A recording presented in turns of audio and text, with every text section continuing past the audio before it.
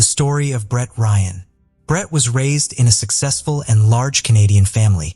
His parents, Bill and Susan, had 4 sons. They tried to impart lessons to him through their own actions.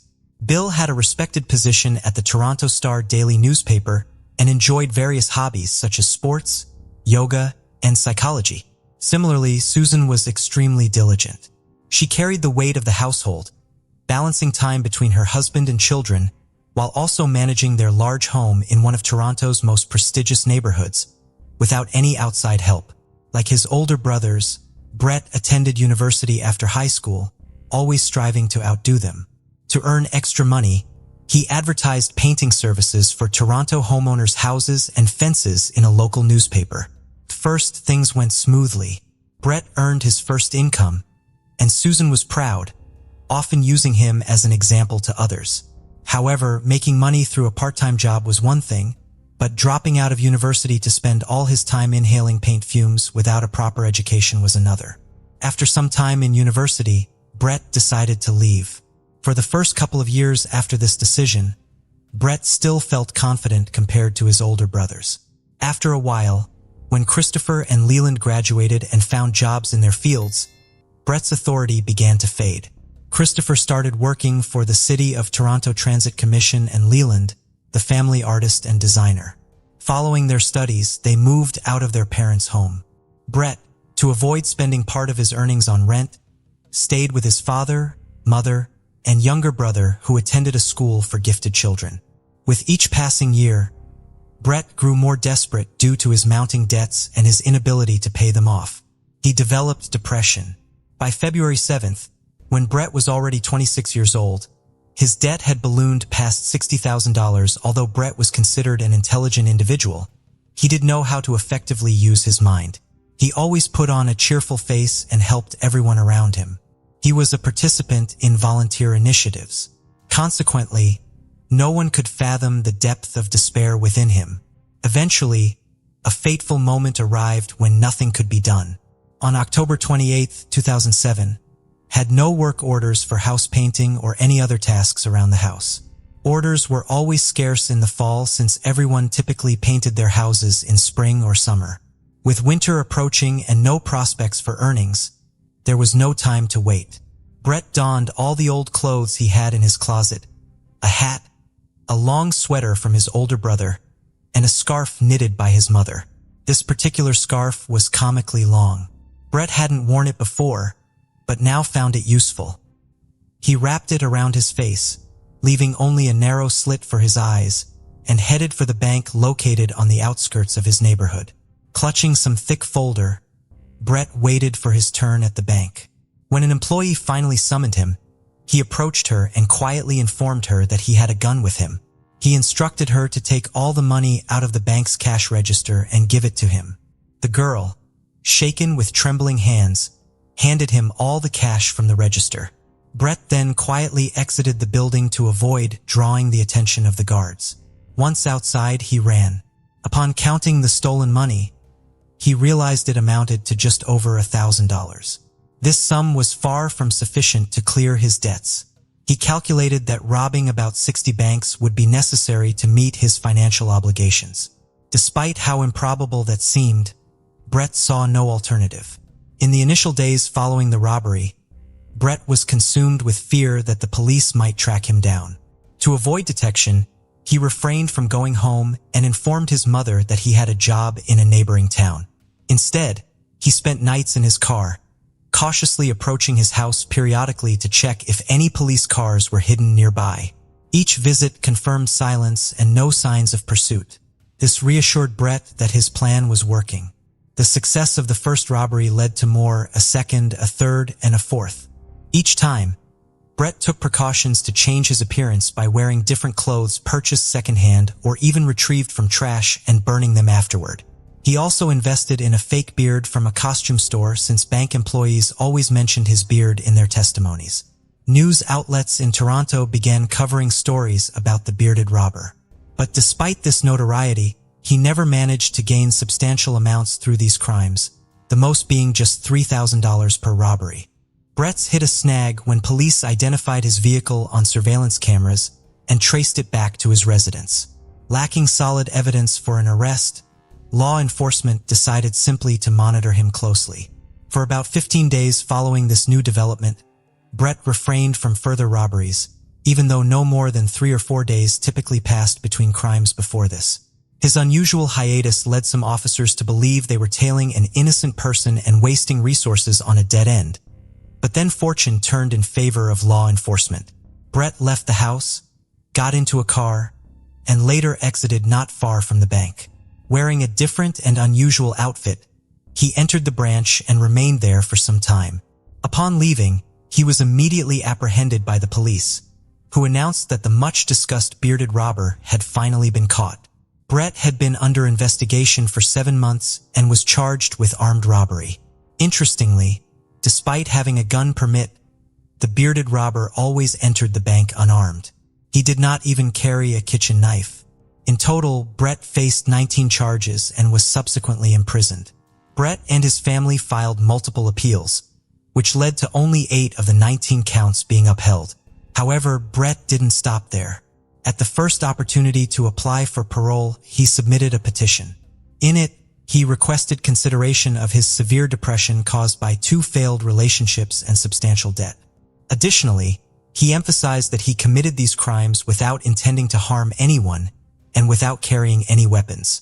His remarks were taken. However, to secure early release from prison, he had to undergo sessions with a psychologist. These sessions had a positive impact on Brett's behavior and mindset while incarcerated. During this period, he did not communicate with his family, but eventually took steps to mend those relationships. The positive changes in Brett were recognized by the commissioners overseeing his case. Consequently, on November 24, 2010, was released from prison. Nonetheless, this hard-won freedom turned out to be more challenging than anticipated. Before becoming known as Brett the Bank Robber, he was simply a painter burdened with personal struggles. Post-incarceration life proved difficult. Few companies were willing to hire an ex-convict with such a tainted background. Even when hired for house painting services, clients would cancel upon recognizing him as the infamous bearded robber. The social repercussions extended to his family as well. Neighbors who once praised Susan's garden began spreading unpleasant rumors about them. The Ryan family decided to sell their house hastily and move to Scarborough, where Susan started cultivating her new garden afresh. Despite these challenges, Brett managed to find employment at a trading company. However, his salary was modest. His parents also assisted financially in helping him rebuild his life and continue his university education. Brett continued to see a psychologist. Each session, the specialist advised him not to sever ties with his family. The psychologist's advice proved effective. However, Brett's financial situation remained precarious. Then, in September 2011, a significant positive event occurred in his life. He met Kristen Baxter. Kristen was an exceptional girl. She owned an apartment with windows that offered stunning view of the sea, which provided the young couple with a picturesque landscape to enjoy. She was also athletic, maintaining excellent physical condition. Crucially, she was unconcerned about Brett's past. As a couple, they traveled periodically and had even visited Australia. Brett's parents were delighted to observe his relationship with Kristen flourish. They were confident that Kristen would encourage him to advance in life and secure his place in society. Life seemed to improve for Brett until his father passed away. This loss profoundly affected him and triggered a return of depressive symptoms. Consequently, he had to increase his visits to the psychologist and spend time supporting his mother, both emotionally and financially, despite his limited resources. Realizing that their relationship needed to advance beyond casual dating, given their maturity, Brett decided to make a commitment to Kristen. He had saved some money and discussed his intentions with his mother. He expressed his desire to propose to Kristen, the goal being a memorable proposal she couldn't refuse. Understanding her son's intention, Susan provided additional funds for him to purchase an engagement ring. Notably, the couple had previously discussed their future together, and it was clear that Kristen did not require an extravagant gift or similar symbols of commitment. Brett's proposal to Kristen meant the world to her, signaling his serious intentions. Despite this, He decided to go the extra mile and purchased a gold ring adorned with a sizable diamond for his beloved. Naturally, Kristen accepted his proposal. From there, they began planning their wedding. Brett, with all of Kristen's decisions, nodding in approval. However, the rising costs and financial implications unsettled him. He started worrying about his career prospects and financial stability. Determined to secure a stable job, Brett found an engineering position at a prominent tech company online. He meticulously prepared his resume and applied for the job. To his delight, he was invited for an interview and subsequently received a job offer. Elated by the news, Brett shared it with Kristen and his mother. Eager to make a good impression at his new job, he asked his mother for money to purchase an expensive suit. As always, she didn't refuse him. Yet, just when everything seemed perfect, Brett received a disappointing call from the company. Their security team had uncovered details of his criminal past, leading them to rescind their offer. This news hit Brett hard. It was like a bolt from the blue. His spirits dropped immediately. Frustration set in as he considered the futility of ongoing interviews, each ending in rejection due to his past. Faced with repeated setbacks, Brett decided that rather than continuing with futile efforts and investing time in studies that seemed pointless due to his tarnished record, he would use the funds allocated for university studies on their wedding instead. Brett thus found himself back where he had recently escaped from, but kept certain truths hidden from loved ones, including dropping out of university and being rejected from the engineering role. He maintained appearances by dressing in professional attire each morning before heading to paint houses, changing clothes en route.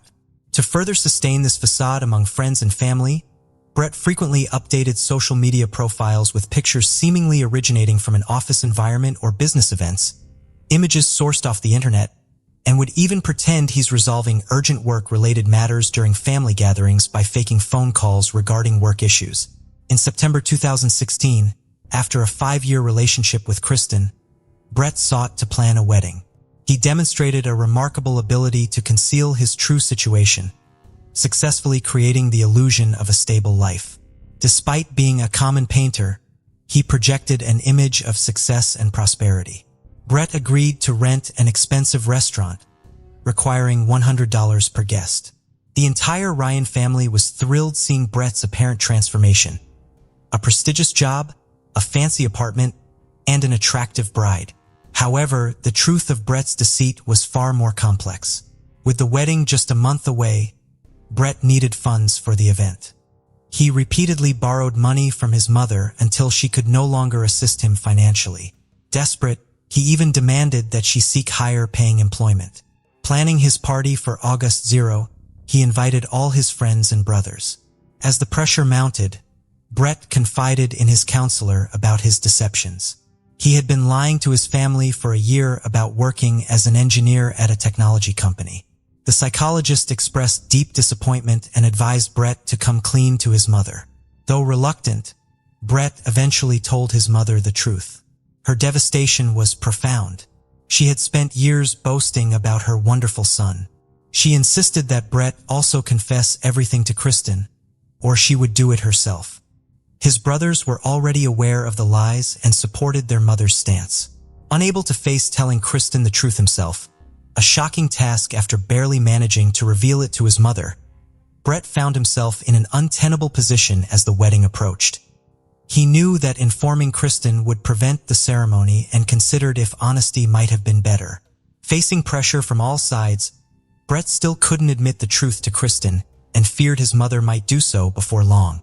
Each time Kristen's phone rang, he tensed up until realizing it was not her discovering the secret, but rather another friend discussing wedding plans. Desperate for resolution and unable to handle the mounting stress any longer, he needed a final solution.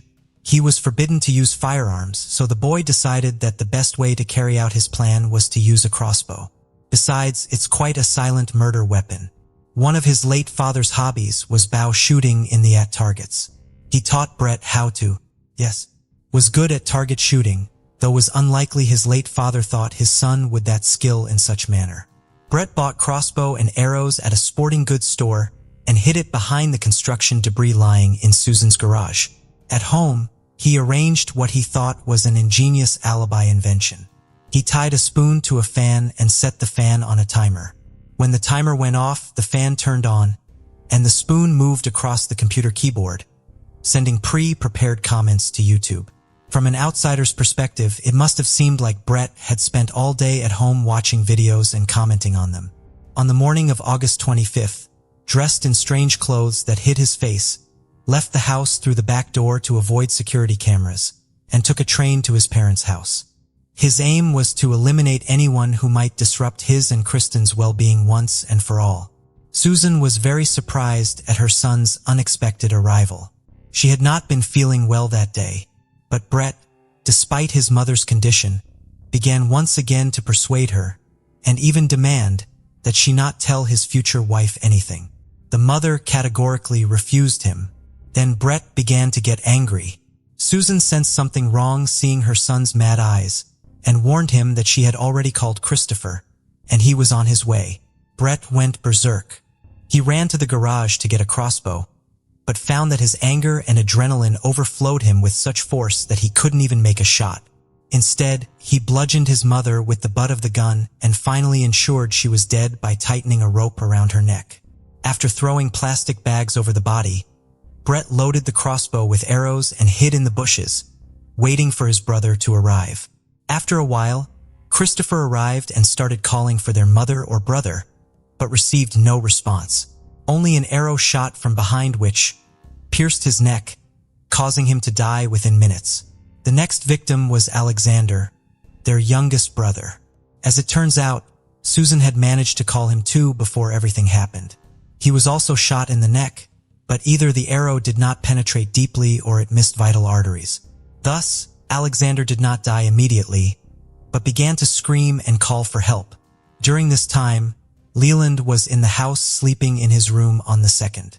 He had no idea of the carnage occurring in the garage and garden, much less that his own brother was committing the crime. Leland's sleep was disturbed by a scream. Coming downstairs, he saw Brett trying to strangle Alexander. A fight broke out between Leland and Brett. As soon as Leland gained the upper hand and managed to push Brett aside, he ran to the neighbors and called the police. Brett stayed in the house. He had nowhere to run. He realized this was the moment he had completely ruined his life. With nothing else to do, he took out his phone and wrote Kristen a letter asking her to forgive him. When the police arrived at the crime scene, they saw a bloody Brett sitting next to his equally bloody, but still alive brother Alexander, who would later die in the hospital. Brett himself asked the policeman to handcuff him and take him to the station, where he confessed everything.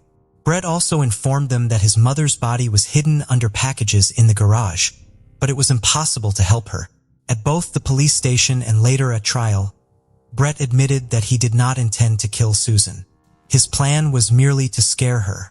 However, he did plan to kill Christopher and Alexander that day since they were witnesses. And if they hadn't arrived, they would still be alive. Almost 10 years ago, he tried justifying everything with his depressive state, but it did not soften his sentence. Despite acknowledging that Brett confessed everything on his own accord and did not hinder the investigation in any way, the judge sentenced him to 3 life terms, 1 for each murder, with parole eligibility in 2041. As for Leland, he is not speaking to reporters, but is known throughout Toronto as the sole survivor of that dreadful incident.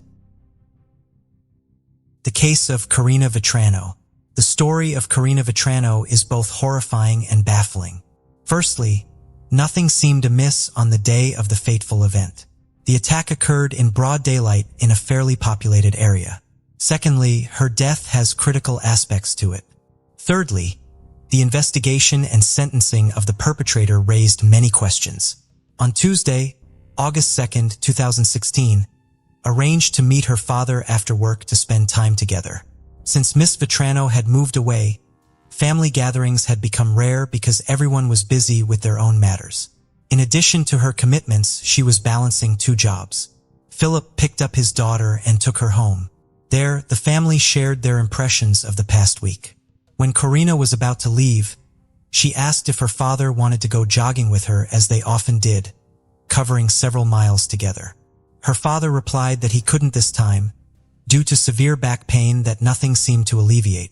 Perhaps he needed a new prescription, or maybe it was just the change in weather. Mr. Vetrano offered to call a cab for Karina due to his discomfort and inability to join her run. However, the weather was beautiful, the heat had abated, and there was a fresh scent in the air, hence Karina declined his offer. She was training for the upcoming marathon. The young woman had recently broken up with her boyfriend and wanted to distract herself. A jog would clearly do her good. That evening was the last time her parents saw their youngest daughter. At 5:45 p.m., she left the house for a jog. Her first stop was Spring Creek Park, a cozy and tranquil place buried in greenery, a true paradise amongst the city's infrastructure. However, only part of the park was available for walking. The rest was covered with thickets and swamps. Mr. Vetrano asked his daughter to stick to her usual route and stay away from unfamiliar paths and people. Unfortunately, Karina ignored his advice in search of solitude. She decided to go to a grassy, deserted place. Karina's thoughts were abruptly interrupted. She felt a sharp pain in the back of her head and fell down.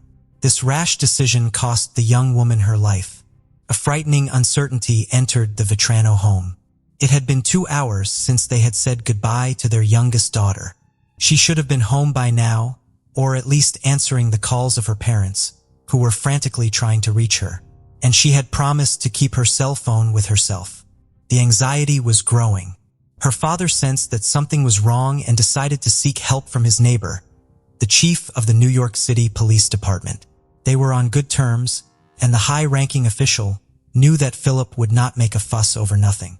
After that, Karina Vetrano was reported missing. Police began searching for the young woman, combing the park area and surrounding streets. As a result, experienced canine units were brought in. Since it is known the first 24 hours after the sussery, the disappearance of a person are crucial. Law enforcement utilized all available resources before nightfall. At the same time, Mr. Vetrano, along with a group of volunteers, searched for his daughter on his own.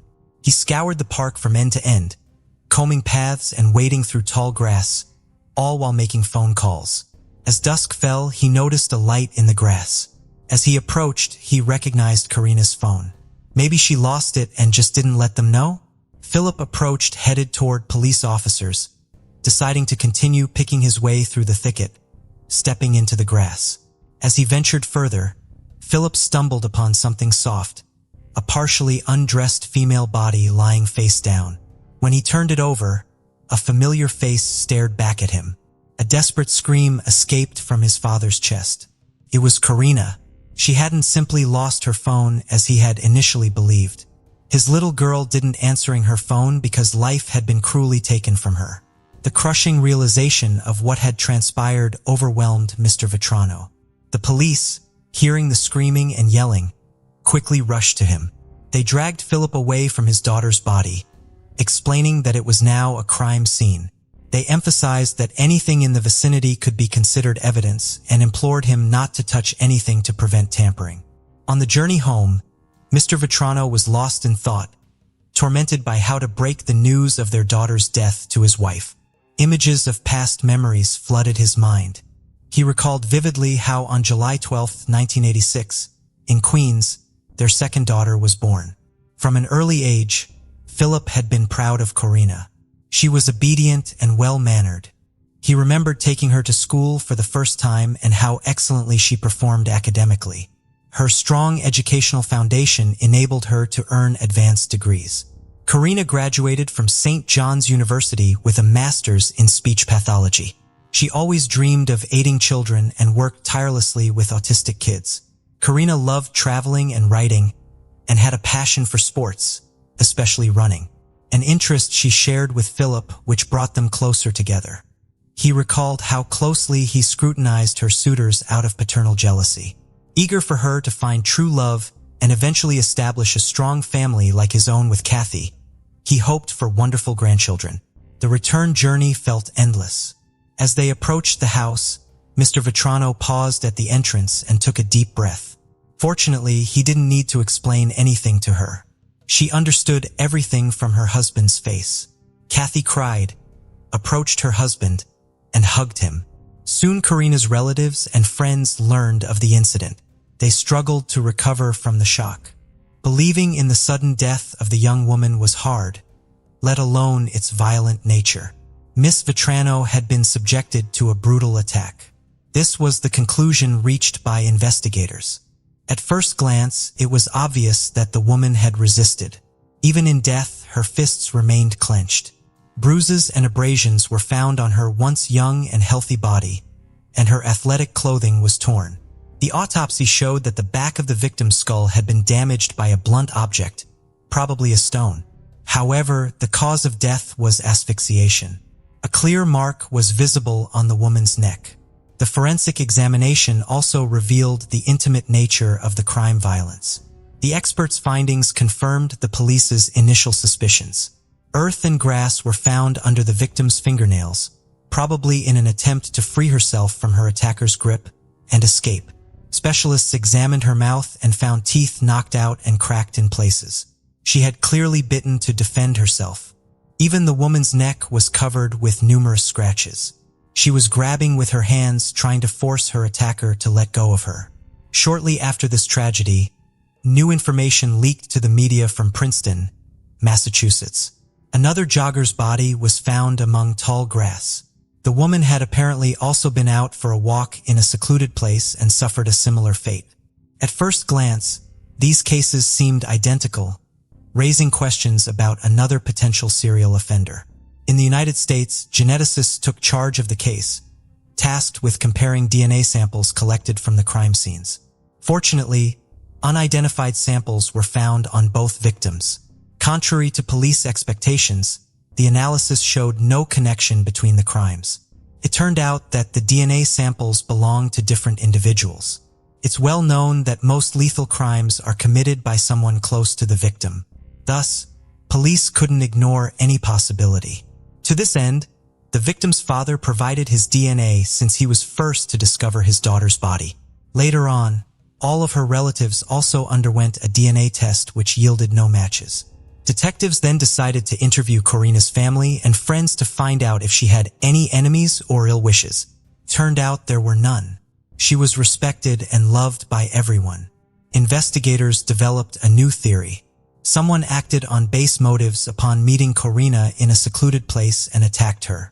Feeling stuck, they sought public help by offering a $10,000 reward for information leading to the perpetrator. The initiative received widespread response. Detectives explored some 250 leads, conducted 600 genetic tests, and compiled more than 2,700 reports, all to no avail. It seemed like the perpetrator hadn't committed crimes before, or at least hadn't been caught for them, complicating things further.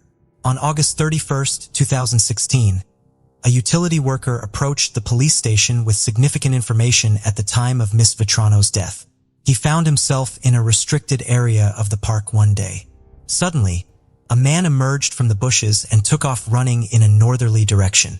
Because of his testimony, the New York Police Department created and distributed a sketch of the suspect in December 2016. However, they considered that the person shown in the sketch might have just been a passerby caught at the wrong place and time. Unfortunately, releasing this sketch didn't provide any new leads, and the investigation fell into another long stalemate. On December 4, 2016, the Federal Bureau of Investigation joined in to help solve Karina Vetrano's case. At first, they developed a psychological profile of the perpetrator. According to FBI experts, this individual was very familiar with the area, especially the park where everything occurred, suggesting he might live or continue to live nearby. Fearing capture now, he seems to avoid that area. It was evident he knew that the quiet and partially overgrown territory was perfect for hiding his actions. Based on this idea, police conducted screenings among local African American men. However, this didn't bring about any breakthroughs. Let's gonna take a look about Chanel Lewis. Chanel Lewis's life didn't stand out much from other young African American individuals. He lived in one of Brooklyn's low-income housing complexes, approximately 4 or 5 miles from Spring Creek Park. Chanel was unemployed and living with his mother, 3 sisters, and their children. One detail setting him apart was his diagnosis of paranoid schizophrenia. Yet this did not stop him from graduating from a private school for students with emotional and behavioral issues. Former classmates remembered Chanel as a quiet loner who constantly faced bullying. One shared that even girls intimidated and punched him. He had no friends. Another peer noted that while Lewis sometimes fought back, he wasn't effective at it and often got ridiculed for his clothing and appearance. Chanel always wore a hoodie and would smirk and walk away when things got tough, earning him the unfortunate nickname, African Lizard. 17-year-old Danielle Munns, a fellow student, described Chanel as a bright student with good grades. He liked to show me funny videos on the bus, she recalled. I never saw him being cruel. Some sources reported that the young man once claimed he wanted to harm all the girls during his time in middle school, even posing the question, what happens if I bring a knife to school? Dr. Edward Dana, the executive director of the school to which Chanel was transferred, commented on this. We received no reports of threats in middle school. During his time at our school, he had no disciplinary sanctions. I never heard him make threatening statements towards other students. Nonetheless, Chanel was a troubled teenager who often experienced bullying. He dreamed of working in social services, aspiring to help those in distress. When conflicts arose at home, he would wander the streets frequently and visit the park. Lewis had several minor encounters with the police, 2 for violations in Spring Creek and 1 for urinating in public in May 2016. Another incident happened when a local merchant reported Lewis for loitering in his store with a crowbar. Responding officers checked Chanel's ID and released him, as he had no prior incidents. However, this information was retained by the police and later played a crucial role in the investigation into Karina Vetrano's death. In February 2017, who was involved in the investigation, remembered something significant. He had repeatedly seen a young man in a hoodie wandering around the park. Russo even attempted to follow him once. Intrigued by his behavior, the young man walked slowly and stopped for long periods in front of houses near the park, as if scouting them for potential burglaries. However, Russo lost sight of him when he contacted his colleagues by phone. Following a store owner's report of suspicious activity, a teenager matching Chanel's description came to the police's attention 2 months into the investigation. Detective Russo recalled this wanderer, thinking he might have seen or heard something relevant. Investigators then focused on Chanel Lewis, after Detective Russo took a closer look at his file. Chanel's peculiarities had raised their interest. The police began inquiries about him, questioning acquaintances and teachers. It emerged that he had allegedly expressed a desire to harm girls. This news stirred significant concern and suspicion. With no other leads, officers decided to focus on Lewis. It was discovered that during Karina's death, Chanel was not at home. After an argument with his family, he had gone to the park. Upon his return, his appearance was disheveled, his clothes torn, and he had visible bruises and abrasions. When his mother inquired about what had happened, Lewis claimed he had been attacked. His account matched the timeline with a witness's description of a man fleeing the park. Additionally, on August 3, 2016, father, a former school principal, took him to the hospital for treatment of severe wounds, mostly cuts, and he also had an injured hand. The investigators reviewed the medical records from that day and found the story plausible.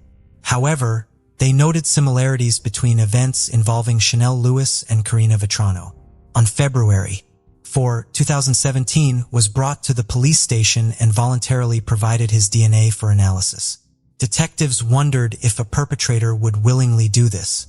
The interrogation began on the morning of February 5th.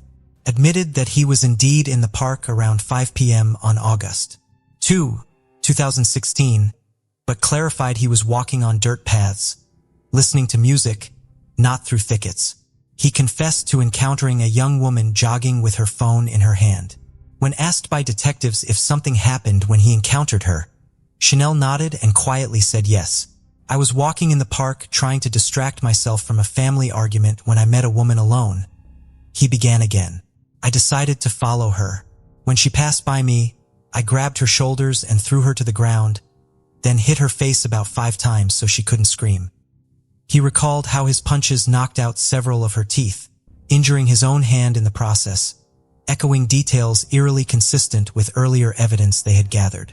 He also mentioned that the struggle lasted about 5 minutes. Miss Vetrano fiercely resisted by biting. To avoid drawing attention, Lewis dragged her off the path into Tall, where he tried to undress and assault her. She was horrified, but kept resisting. Chanel then strangled her until he realized she was no longer alive. When asked if he knew the victim beforehand, he replied, "I did not know her before this. It all happened by chance." The motive for the act was unexpected and bizarre. Loud music played by a neighborhood gang member for hours had triggered Chanel's hatred and uncontrollable aggression. These negative emotions were unleashed on the unfortunate woman. A strange reason indeed. Investigators' confusion faded when DNA comparison results matched perfectly. Microscopic traces found on the victim's body and phone belonged to Chanel. Consequently, the police and prosecutor concluded the case was solved and ready for court. However, the motive still seemed unlikely. It's possible Chanel had noticed Karina before, since he often went to that park. He might have seen her with her father, liked her, and decided to approach her. After being rejected, he became furious and attacked her, causing the situation to spiral out of control. This scenario would have been more understandable. On November 5, 2018, the trial against Chanel Lewis began.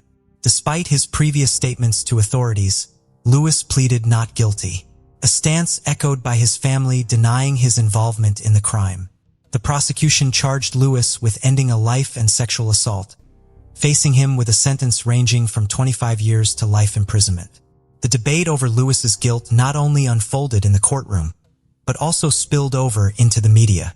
Lewis's defense team stirred things up by pointing out alleged legal violations during his arrest. Along with several news outlets, they claimed racial bias and discrimination. However, the judge dismissed these allegations as baseless, emphasizing that the investigation complied with legal standards. The prosecution presented tangible evidence and DNA analysis findings, while the defense argued that this evidence was insufficient and contaminated due to many people at the crime scene, including Karina's father, who discovered her body.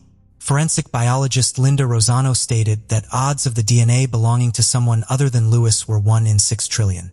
The prosecutor also introduced Lewis's phone records, revealing his internet searches on second chances and forgiveness in Catholicism, which raised questions about what sin Chanel hoped to atone for. The release of Lewis's confession video sparked further controversy. His lawyers argued he was under immense pressure, leading to a coerced confession. They suspected police might have fabricated evidence. The recording commenced only after Lewis was pressured, raising concerns that the search of his home violated protocols. The defense suggested that the investigation into Karina Vetrano's death was initially mishandled.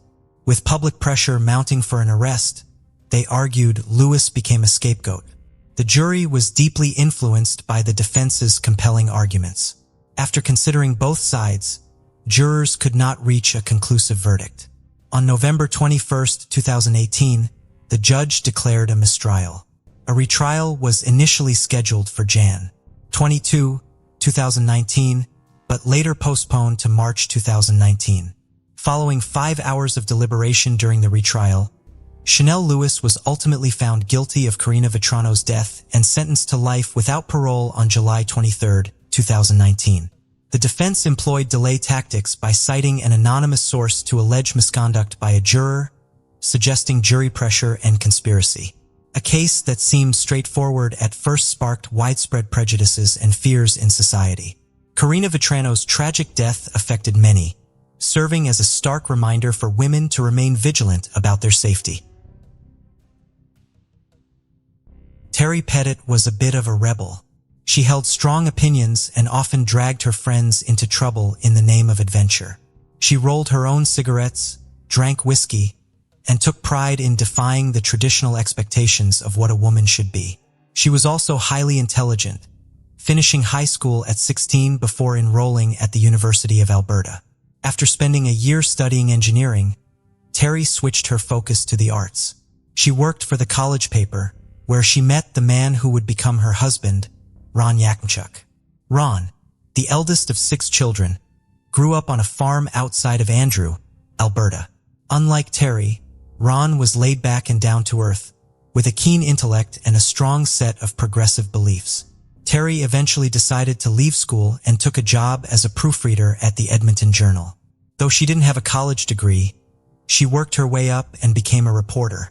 After completing his studies, Ron became a teacher. In 1973, the couple set off on a cross-country adventure. They had plans to attend a wedding in Montreal but decided to continue driving east, hoping to find new jobs somewhere along the maritime region of Canada's east coast. The wedding was scheduled for June 16th. On June 9th, the couple loaded up their maroon 1959 Volkswagen Bug, strapped a canoe to its top, and began their journey across the country. They stopped to visit friends in Brandon, Manitoba along the way. They mailed a postcard with just the word Naya written on it to a friend back in Edmonton from Dryden, Ontario. It is believed that the message was meant to tease the friend, who did not believe that couple's beat-up car would make it as far as Ontario that quickly. He had bet Terry $50 that they would not make it that far that fast, and the postcard was presumably meant to be proof that they had succeeded so that she could collect on the bet. This postcard will be the last anyone ever heard of Terry and Ron. The couple never arrived at the wedding, and neither they nor their car has ever been located. Their bank accounts have remained untouched. The two seem to vanish into thin air somewhere between Dryden and Montreal. There were few leads to follow early in the investigation because authorities were not even sure where the couple had gone missing.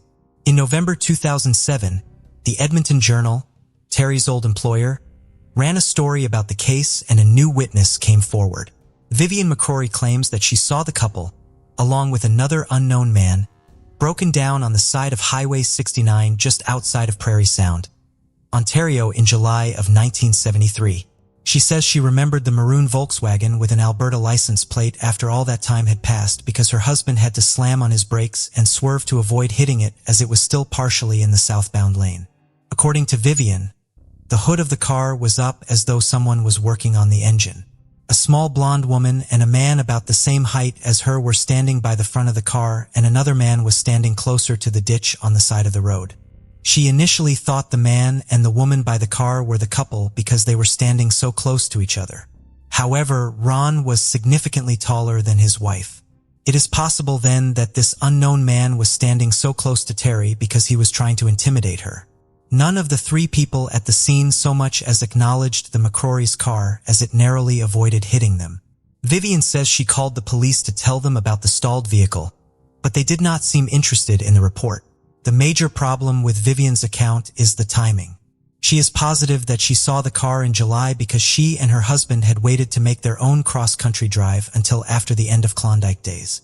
Klondike Days, which today are known as K-Days, are a 10-day exhibition in Edmonton that takes place every year. They always end on the last Sunday in July. If it were Terry and Ron that Vivian saw, that means that their plans had somehow drastically changed and they had been driving around Ontario for over a month. Terry's parents have both passed away. Her brother Gordon says that the rest of the Petit family has accepted the fact that Ron and Terry are both dead and are trying to move on past their loss. The Yakimchuk family, however, still hopes that they will someday find out exactly what happened to the couple. Ron's father hopes to one day win the lottery, not so that he can live a luxurious life, but so that he can hire a private detective to solve the case. Bonnie Bickwit, 15, and Mitchell Weiser, 16, were in love but separated in the summer of 1973. Mitchell was spending the summer working as a photographer's assistant in Brooklyn, where he and Bonnie lived with their families, while Bonnie was working as a mother's helper at Camp Wellnet, a Jewish camp 90 miles outside of New York City. That July, Mitchell was planning to attend Summer Jam, a massive outdoor concert festival headlined by the Allman Brothers and the Grateful Dead that was being held in Watkins Glen, New York. He and his friend Larry purchased tickets with plans to travel to the concert together, but at the last minute, Larry's mother refused to allow him to go. Rather than waste the ticket, Mitchell decided that he would pick up Bonnie at camp and go with her instead. On July 26th, Mitchell picked up Larry's ticket from him and told him that he would see him the following Monday. He then traveled by bus and by cab to Camp Walnut, which was just outside of Narrowsburg, New York. He used up almost all of the $25 he had left home with in making this part of the trip. When Mitchell arrived at the camp on July 27th, he and Bonnie had breakfast at the camp's dining hall. Bonnie asked for time off from work to attend the concert. When her request was denied, she quit her job. While this action sounds harsh, Bonnie had not been happy with her job all summer. She told her supervisor that she would be back on Monday to collect her belongings and her final paycheck. Her supervisor then let the 15-year-old simply leave the camp property. Neighbors had seen Bonnie sneak into her home in Brooklyn the week before Mitchell came to pick her up. Bonnie's parents had been on vacation at the time. The only thing she seemed to have taken from the house was the $80 she had been saving to buy a new bicycle. It is unknown how much of that cash she still had when she and Mitchell set off for the concert. Someone from the camp agreed to drive the Kachu teenagers into Narrowsburg and drop them off along State Route 97. Since they could not have had much money on them, they had no other option than to hitchhike to Watkins Glen, approximately 75 miles away. With only backpacks and sleeping bags, the two teenagers stood on the side of the road with a sign advertising their destination as the camp employee drove away. The person who gave them a ride is the last known person to see the couple. On the following Tuesday, someone from the camp finally called Bonnie's parents and told them that she had left. They also told her that she had not come back on Monday as she told them she would. Mitchell had not arrived back in Brooklyn either. The two families first went to the New York City Police Department. Since Bonnie and Mitchell were residents of the city, the department was obligated to provide resources for law enforcement upstate. The families were dismissed by the police in Brooklyn. They did not have better luck when they spoke to officials in Sullivan County, where Narrowsburg is located, and the last confirmed place the two were seen. Because of the couple's age and the concert they were hitchhiking to, authorities dismissed the pair as hippies who must have run off to San Francisco or some other countercultural hotspot.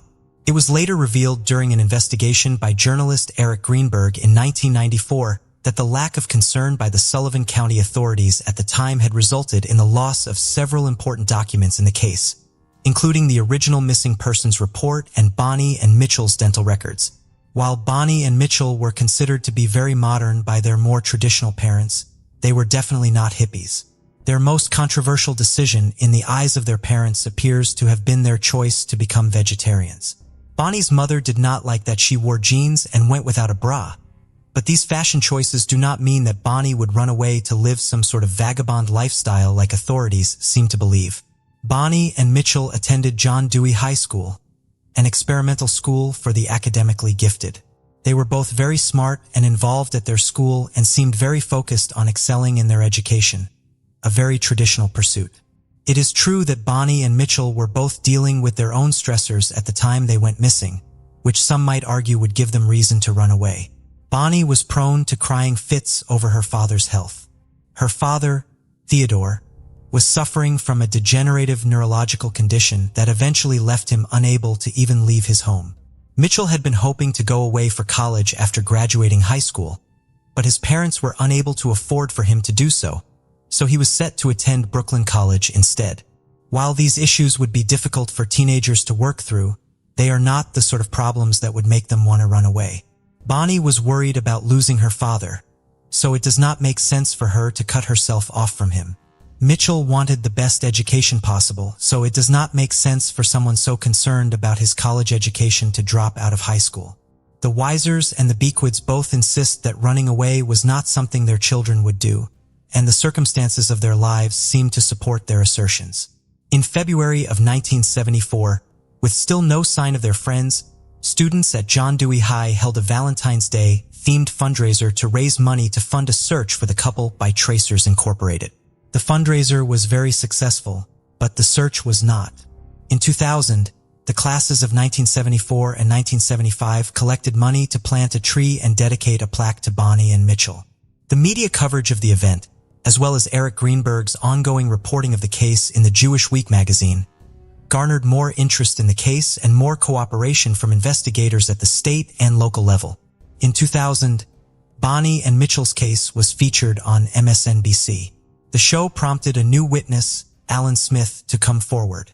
Smith told police that he had attended the Summer Jam in 1973 and hitched a ride to start making his way back home the day after the concert in an orange Volkswagen bus with a Pennsylvania license plate. He claims that Bonnie and Mitchell were also getting a ride in the van. Smith says that he and the driver were both very high at the time, but Bonnie and Mitchell were not. The group stopped off by a large river to cool off, although Smith does not remember which one. Smith says that he heard Bonnie scream from the river, and when he turned around, Mitchell jumped in to try to help her. The two teenagers were then pulled downriver by a strong current and disappeared from his view around Bend. Smith and the driver then got back in the van, but did not report the accident. Authorities deemed Smith's stories credible, even though he could not identify the couple in pictures. They checked with coroners' offices up and down the two major rivers in the area, but none of them had any record of unidentified remains matching Bonnie and Mitchell's descriptions. A forensic expert Mitchell's older sister consulted told her that if Smith's story were true, the couple's remains should have been discovered. Both the Bickwitt and the Weiser families have remained active in Bonnie and Mitchell's case over the past 40-plus years. Their extensive efforts have evolved from newspaper ads and mailing campaigns in the 1970s to media inquiries and a website in more recent years. In spite of their dedication, they still are without answers in the young couple's mysterious disappearance. William and Margaret Patterson were living a privileged life in 1957.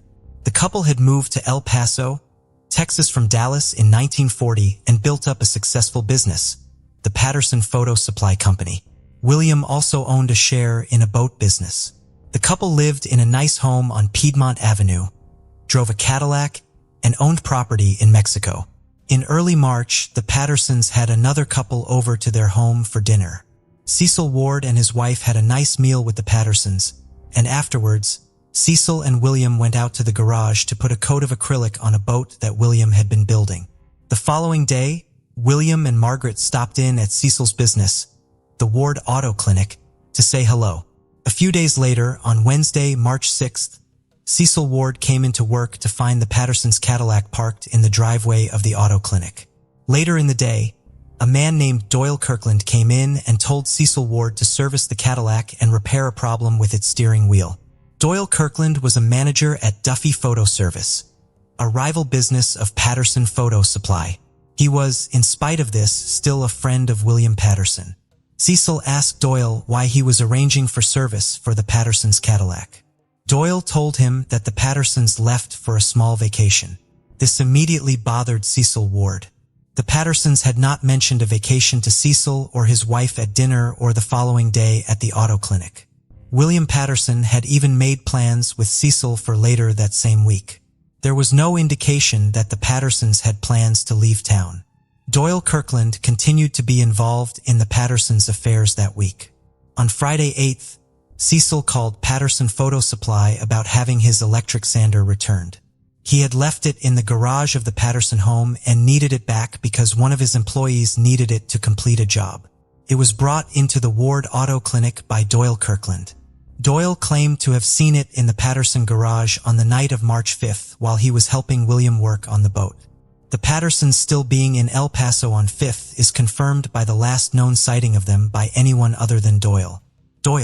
That evening, their neighbor, Jerry Cash, went to the Pattersons' home to drop off some boxes of Girl Scout cookies. She says that Margaret seemed upset and that William seemed bothered by having company in the house, so she did not stay very long. A new layer of mystery was added to the situation on March 15th. That day, the Pattersons' accountant, Herbert Roth, received a telegram with instructions about the Pattersons' estate. Roth was to serve as the business manager for Patterson Photo Supply. He was instructed to rent out the Patterson family home for at least 9 months and sell a mobile home William and Margaret owned to help with the expenses of the business.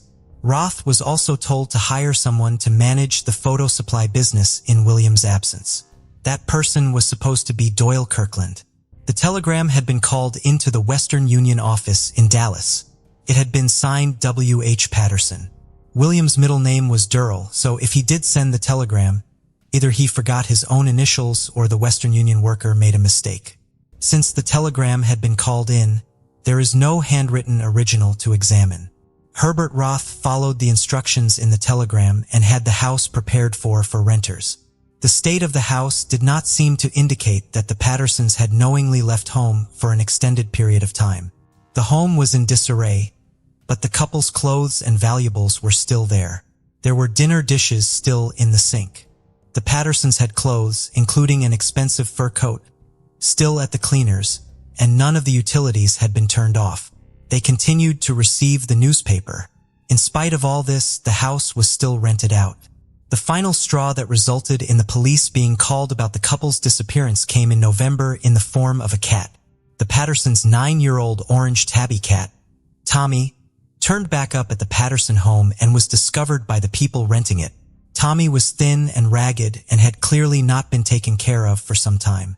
Margaret had loved Tommy dearly and had treated him like her child. There was even a rumor that she went so far as to feed her beloved pet caviar. When the Pattersons traveled, they always boarded Tommy so that he would be well cared for in their absence. When the neglected cat who turned up at the Pattersons' doorstep was confirmed to be Tommy, the police were finally called. An inquest into the couple's disappearance was ordered but was muddied by the couple's secretive nature. None of Margaret's family gave testimony at the inquest as they had not had any contact with her in 20 years. They did not approve of her marrying William because he had grown up traveling with the carnival, and when she chose to go through with the wedding she was disowned. Margaret was very guarded, even with her friends, about details of her early life. She claimed she had a difficult childhood but would not provide any details about it. She would not tell anyone her birthday or how she and William had met. William's father, Luther, did come from Chicago to speak at the inquest, although he was not concerned about his son and daughter-in-law.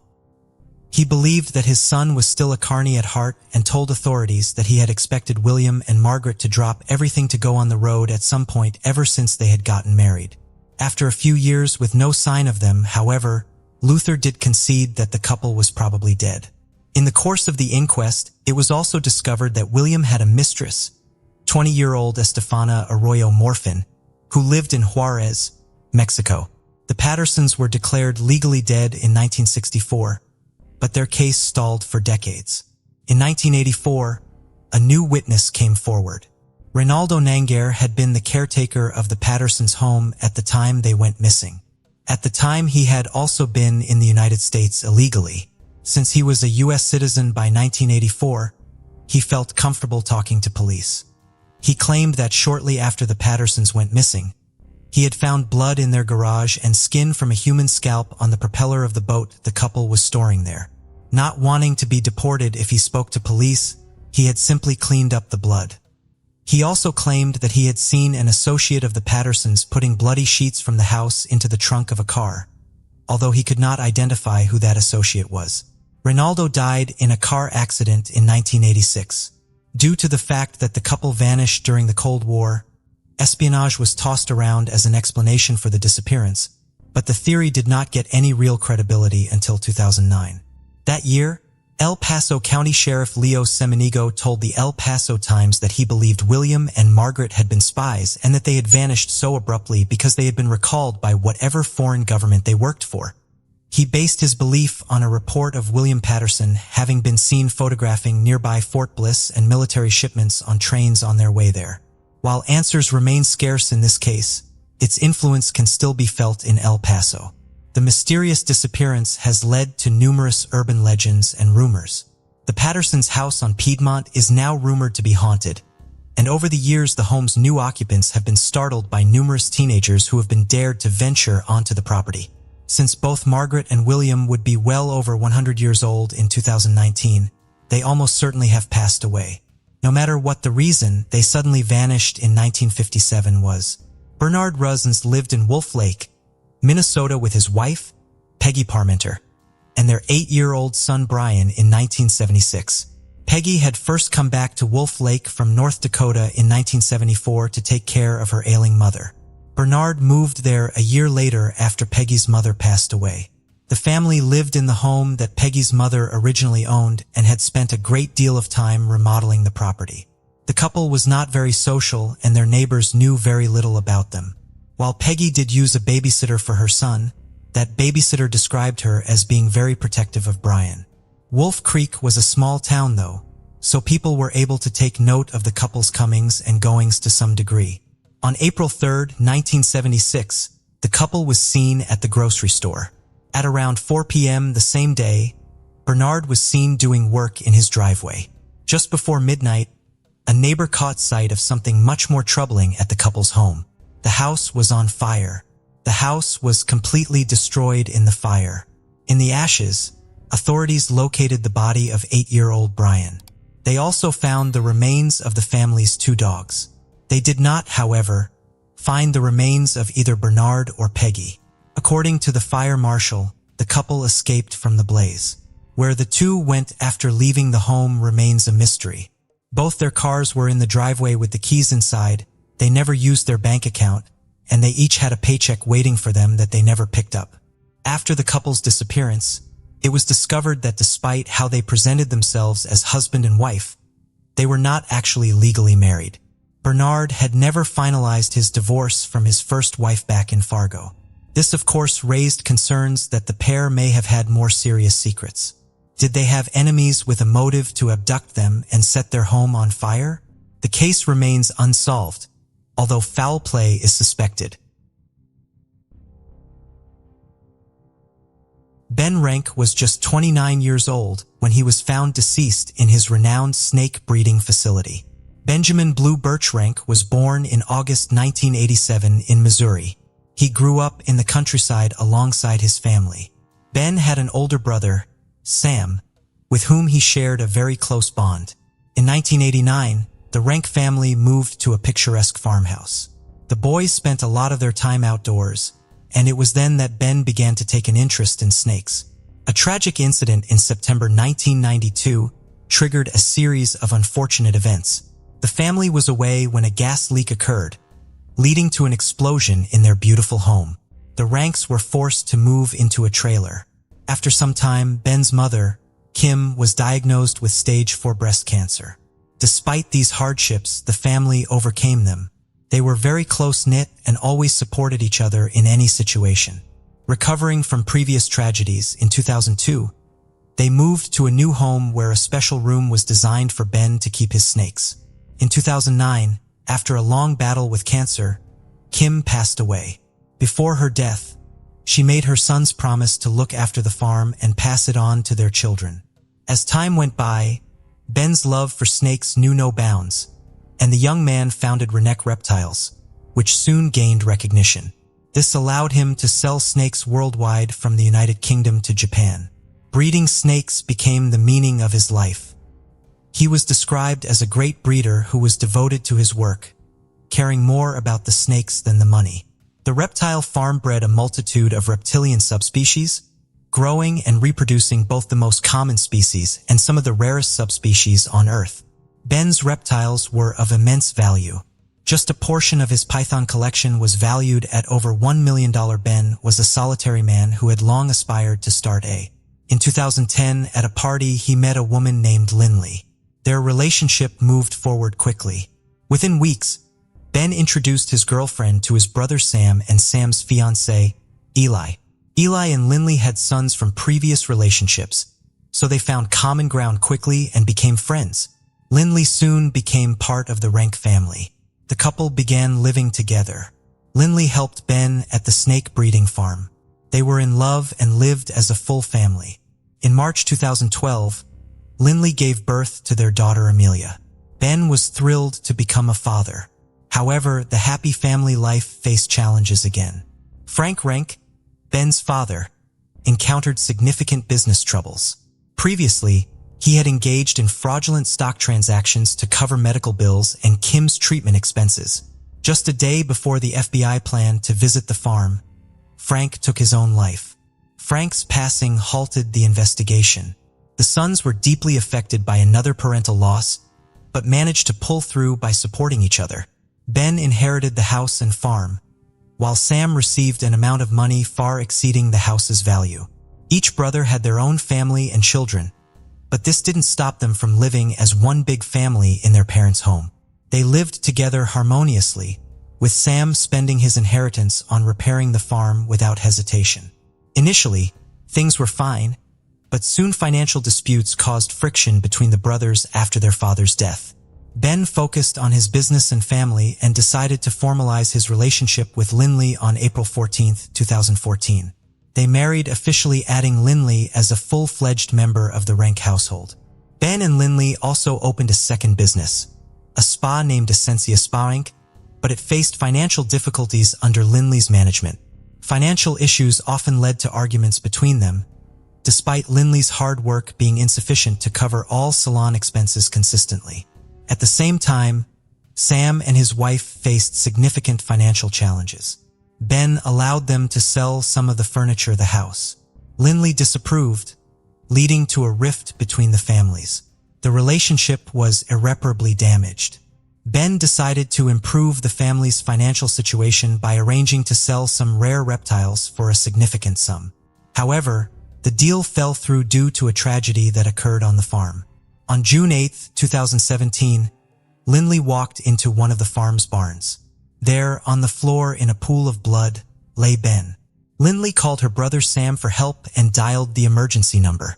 She reported that she had found her husband unconscious on the ground. During the conversation, Lindley dropped the phone and ran outside.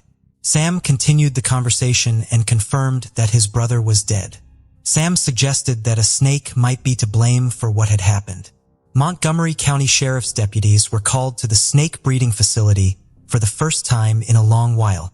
Law enforcement officers were afraid to enter the farm, facing over 3,000 snakes and having to conduct an examination of a man lying in blood, wary of a possible attack from a deadly viper believed to be the assailant. However, when coroner Dave Colbert arrived and took a closer look, he discovered a shell casings on a shelf at eye level. This was something far more sinister than a venomous snake bite. Shell casings were found near the body, but no weapon was discovered. The assailant had shot Ben multiple times in the back and head.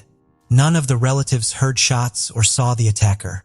Sam and Lindley were taken to the sheriff's office for questioning. Lindley suggested that Sam might be involved in her husband's death, even citing a motive. Apparently Ben wanted to sell the house, but Sam was opposed. Sam was asked to undergo a lie detector test, which he passed. The police had no reason to detain Lindley and Sam, so they were released. The investigation into who might have wanted Ben Renick dead began with various theories proposed, the first being robbery. But it remained unconfirmed as none of the rare snakes were missing and all valuable items remained untouched. Just days after Ben's demise, police interrogated Lindley again and tested her hands and clothing for gunpowder residue. However, results came back negative. Following her husband's funeral, Lindley ceased communication with Sam and Eli altogether. She sold her husband's business, inherited the house, and sought to claim a life insurance payout for Ben worth $1 million after receiving the insurance money. Lindley planned to sell the Renick family home for $740,000. Sam's family was notified about the eviction. Discovering the rapid insurance claim and business sale following her husband's passing, Sam Renick suspected his brother's wife in the tragic event. Sharing his suspicions with investigators, Lindley was called in for another interrogation. There, she admitted to having complex relations with Ben and occasionally meeting with a man named Eric. Eric had an alibi, so he was excluded from the list of suspects. Lindley's admissions was startling. It turned out about 3 years after their marriage was officially registered, she was unfaithful to Ben with at least 2 different men. Messages between the couple showed that Ben suspected his wife of infidelity, which had indeed strained their relationship lately. On October 5, 2017, the Missouri State Highway Patrol conducted a polygraph test on Lindley and informed her that she had failed it. However, without solid evidence linking her to the crime, she was released. Nevertheless, the investigation into Ben Renick's case slowed but did not cease. Later investigators learned that a month before Ben Renick's passing, Lindley had made her first attempt on his life. She concocted a story of Ben being a cruel tyrant who oppressed her daily and even physically assaulted her. She shared the story with a spa salon coworker to garner support and assistance. They plotted to end Ben's life by giving him a poisonous protein shake laced with 15 Percocet pills. Unaware, Ben drank it. He fell severely ill during that period but survived. oblivious to having been poisoned. Lindley Renick was interrogated by investigators 6 times in total, and further assistance in the investigation came unexpectedly.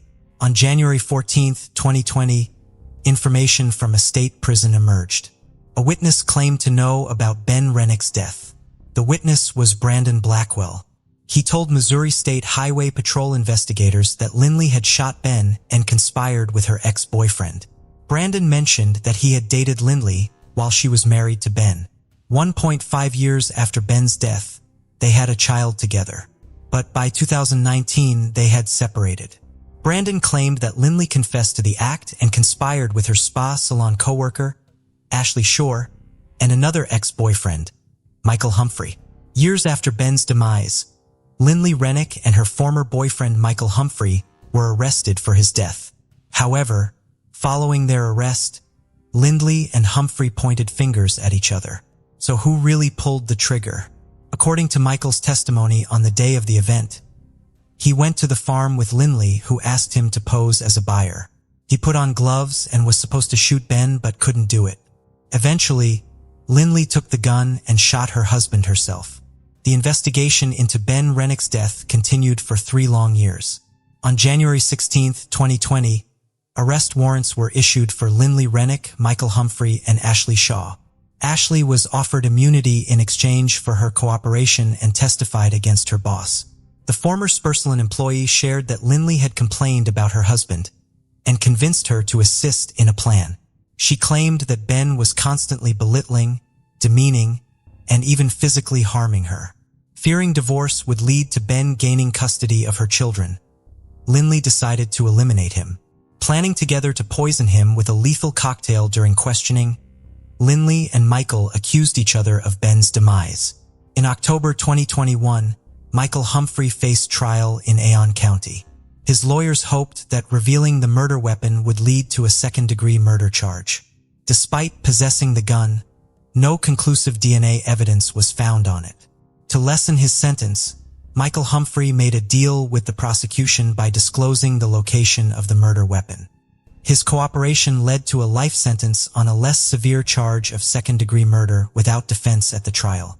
On January 3, 2021, Michael Humphrey was sentenced to life imprisonment with the possibility of parole. The against Lindley Renick began on December 6, 2021. She was charged with the shooting and demise of Ben Renick on June 8, 2017, at his snake breeding facility in New Florence. Court documents stated that the plot to end Ben Renick's life originated in Lindley's spa salon. The probable cause statement mentioned that Ben was aware of Lindley's financial troubles and that Lindley feared Ben could take her children away. This led her to fabricate a story of domestic abuse. The first attempt to end Ben Renick involved a protein shake laced with narcotics. Search warrants for Ben and Lindley Renick's Facebook accounts confirmed the protein shake story and Ben's awareness of Lindley's financial issues. The court hearing detailed the events of the day when Ben Renick was killed, fully reconstructing the sequence of events through cross-examination. On the day of the incident, Michael Humphrey picked up Lindley from the spa salon, while Shaw sent text messages from Lindley's phone inside the spa to conceal their true location and mislead the investigation. According to court documents, Humphrey intended to end Ben's life but asked Lindley to do it. After firing shots, Humphrey collected most of the casings but missed some in his haste. He also disposed of Lindley's clothing after returning to the spa, where Lindley took a shower, which helped avoid detection of gunpowder residue on her hands and clothes. Defense attorney Catherine Barrouz asked Lindley Renick to share her personal and family history, education, relationship with ex-boyfriend Michael Humphrey, work history, and the lead-up to her marriage with Ben Renick. This was aimed at portraying her as a victim of domestic violence. However, no evidence of such violence was found, undermining this defense narrative. Michael Humphrey was part of a group that allegedly planned to end Ben Renick's life. Lindley Renick described her relationship with Humphrey as codependent, involving his drug dealing and her addiction. She ended her relationship with Humphrey at the end of 2010, according to previous witness statements, but reconnected with him about a month before Ben Renick's death. Lindley Renick firmly denied the prosecution's allegations regarding the alleged plans to end Ben Renick's life. This included the supposed failed attempt to poison Ben with a protein shake containing narcotics. The couple faced financial and marital difficulties. The spa center wasn't doing well, and contractual deals for selling snakes had yet to provide financial benefits. In court, Lindley admitted to having extramarital relationships with several men, expressing deep regret for her actions. By the time she considered discussing divorce, she was unsure who to turn to, given her father's history with divorce and his strong views on both divorce and affairs. Seeking someone to support her in her conversation with Ben, she reached out to past boyfriends and reconnected with Michael Humphrey. During cross-examination by the prosecution, Lindley confessed to willingly participating in her husband's death and intentionally concealing Michael Humphrey's involvement. She cited marital difficulties, including disputes, alleged physical and sexual abuse by Ben, and the stress associated with his snake breeding business. Lindley feared Ben and worried about his reaction whenever she brought up the topic of divorce. On June 8, 2017, she brought Michael Humphrey to the farm that day. She claimed her presence at the farm was not meant to end her husband's life, but rather to discuss a divorce. Lindley mentioned taking out some trash from Ben before entering the nursery, where she saw Humphrey and Ben washing their hands. Lindley described being unable to hear their conversation, as she was preoccupied with how she would tell Ben she wanted a divorce. Her voice trembled while recounting seeing Humphrey draw a pistol and shoot her husband. She heard more shots. Reality hit hard when Lindley returned to the snake breeding facility and found Ben's body. She called Ben's brother Sam, who arrived soon after. They checked for a pulse and whether Ben was breathing, hoping he might still be alive. Lindley expressed regret for not immediately informing police that she had been at the breeding facility earlier with Michael Humphrey. The life insurance policy that Ben had taken out years earlier could have resulted in a payout of $1 million, however. Lindley waived her rights to this money. During the court hearing, Lindley expressed regrets about her ongoing deceit. "I was just trying to escape from the truth of what happened," she stated, clarifying that she never wished for her husband's death. Following the final verdict, Lindley Rank's defense team chose not to petition for a new trial, and no appeals were filed against her conviction. Lindley Ranke filed a defamation lawsuit against Blackwell, asserting that his statements about her involvement in her husband's death were false. However, prosecutor Kevin Zellner questioned Lindley's testimony during cross-examination. He queried why she didn't check on her husband after hearing gunshots and why she didn't call 911. Furthermore, he asked why she sent friendly messages to him and Humphrey after the shooting and continued to lie even when emergency responders got involved. During sentencing for second-degree murder and armed criminal action, Lindley Renick broke down but did not admit guilt. On December 9, 2021, she was found guilty of second-degree murder. The 33-year-old was sentenced to 13 years for murder and an additional 3 years for armed criminal action in January by Judge Kevin Crane, a total sentence of 16 years. Sam Renick's final words conveyed deep disappointment. He was astonished that an individual's life in Missouri could be valued at just 13 years. Ben Renick, a young man brimming with hope and a promising future, found himself in a dire situation due to the actions of one woman. The case of Cecile Bloch. 3.5 decades after the chilling and mysterious murder of 11-year-old French girl Cecile Bloch, the veil of secrecy was finally lifted by the revelation of DNA evidence. Unveiled alongside this newfound truth after the 35-year hunt was a horrifying connection. The same malevolent hand that took Cecile's innocence also stained France with the blood of other victims during the dark period from 1986 to 1994. To make it worse, the chilling revelation was that the very person responsible for these heinous acts was someone who was supposed to be a guardian of the law, a gendarme, and a policeman at the time of the murders. This is the tragic tale of Cecile Bloch. It's the fateful morning of May 5, 1986. The universe seemed to conspire against 24-year-old Luc Bloch, with the day kicking off on the wrong foot. At first, his alarm clock didn't go off. And to make matters worse, nobody in the Bloch household had the foresight to rouse him from his restless slumber. Luc, now in a mad dash to get to work, also had to make sure his young sister wasn't late to school. With a sense of urgency gnawing at his heels, he calls out to his little sister, telling her to hasten her preparations for school as he hurriedly leaves the apartment. In those days, it was common for children to go to school on their own. Every morning on weekdays, the parents Jean-Pierre and Suzanne Bloch would embark on their own journeys to work by 8 a.m. Luc, too, would depart the family apartment, leaving just before Cecile, who typically set off for her classes around 8:45 a.m. Lunchtime brought a cherished routine. Cecile would return home alone, savoring a comforting bowl of soup, before serenading the household with her beloved violin. This gifted young girl was a maestro of melodies and really loved music. She harbored an affection for dogs and also excelled at school. At noon, her loving mother Suzanne would routinely dial the family apartment to make sure her daughter got home safely and had taken her lunch. But on that fateful day, an eerie silence met her call.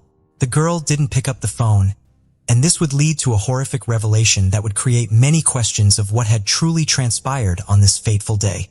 Let me take you back to the moment Luc Bloch embarked on his daily journey to work. As he stepped out of the apartment, the darkness of the landing greeted him yet again. There was no light for the third consecutive day. Frustration coursed through him as his fingers fumbled in the inky darkness to find the elevator button. The only functioning elevator glided to a halt on the third floor, and inside stood a well-dressed young man. This man, possibly in his late 20s, possessed an athletic build with a pockmarked face. Luc, feeling a twinge of embarrassment, extended a cordial greeting, then disembarked on the first floor. The stranger wished him a strangely emphatic good day. Something about this encounter struck Luc as peculiar. The man's politeness appeared excessive for a stranger. It was almost unnerving. In hindsight, Luc would recall the haunting final words uttered by this strange man. "Have a very, very good day." Little did he realize that in a matter of minutes, this very man would perpetrate the unspeakable to his young sister that would forever leave a scar in his heart. The clock struck 8:20 a.m., and within the building, the concierge perused a fresh newspaper while neighbors bustled about their morning routines. None among the building's residents could fathom that in just half an hour, young Cecile would meet her tragic fate, a fate that awaited her lifeless form in the shadowy depths of the building's basement, a staggering 3 floors beneath the building that was once her peaceful home. Suzanne, her heart sinking with each unanswered call, began to entertain a glimmer of hope that Cecile might be at her friend's house. She dialed the number, praying for a reassuring voice on the other end, but her fear intensified. As her friend confirmed the chilling truth, Cecile hadn't been to school, and she hadn't seen her that day either. By 1 p.m., panic had engulfed the parents, driving them to sprint back into the apartment, their frantic voices echoing as they desperately called out for their beloved daughter. Cecile was nowhere to be found. Suzanne's gaze fell upon her daughter's absent school bag, a sign that she had indeed departed. But to where? Meanwhile, Jean-Pierre initiated a series of agonizing calls to local hospitals. Their anxious pleas met with the same heartbreaking reply. No girl matching Cecile's description had been admitted. In the building's lobby, the parents beseeched the concierge to aid in the search for their missing child. With urgency fueling their every step, they raced to the police station, scouring the nearby streets and playgrounds as they went. Cecile was known for her unwavering attendance at school, and there were no significant issues at home to explain her absence. The question loomed large. Why had she left and where had she gone? The concierge, now joined by 2 concerned neighbors, embarked on a painstaking search of the building floor by floor, inching their way downwards. But the haunting truth remained. Cecile had vanished without a trace. All that remained was to descend into the foreboding cellar. The first room they entered was empty and devoid of any answers, while the second room stood locked. They then entered the third room, a chamber of forgotten clutter that obscured any immediate revelation. The room was a chaotic maze of forgotten possessions, a lot of junk from years past, so densely entangled that nothing could be seen at a single glance. In a breathless moment, a flashlight pierced the darkness, casting a feeble glow upon the basement's desolation. At first glance, it appeared vacant, but just as they were about to retreat, at the corner of his eye, one man caught a glimpse of something amiss in the periphery, a grimy, time-worn carpet that seemed to conceal something beneath it. He summoned the others, a glimmer of dread tugging at their hearts. Unfortunately, they found who they were looking for, but not the way they hoped they would find her. Outside the house, police cars and an ambulance had already arrived at the scene when Cecile's parents returned. They rushed past the gathered crowd in the basement. It was too late. The innocent life of young Cecile had already been taken, her innocence brutally shattered. The wheels of justice began to turn as a relentless investigation was launched into the heart-wrenching homicide. The grim investigation unveiled a chilling timeline. The malevolent intruder had infiltrated the block, lingering within its walls, and shared a sinister 40-minute encounter with Cecile, with witnesses testifying that he had departed the building at 9:20 a.m. They all echoed a hauntingly consistent description of the suspect. A dark-haired young man, aged between 25-30, his face marred by the cruel reminders of severe acne scars. The very same man who had exchanged strange pleasantries with Luke that morning. Drawing from the accounts of 6 witnesses and Luke's recollection, the police conjured a rough sketch of the malefactor, which found its way onto the pages of newspapers across France. While investigators managed to secure the assailant's biological material and ascertain his blood type, the nascent era of DNA forensics limited their progress.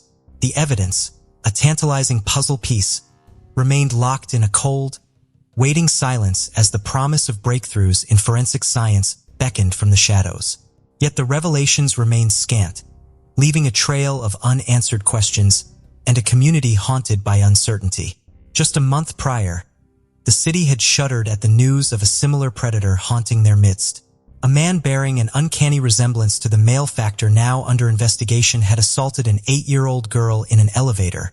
Yet miraculously, she had survived to share her harrowing tale with investigators. This brave child, known only as Sarah, recounted how the man had cunningly posed as a police officer during the ordeal.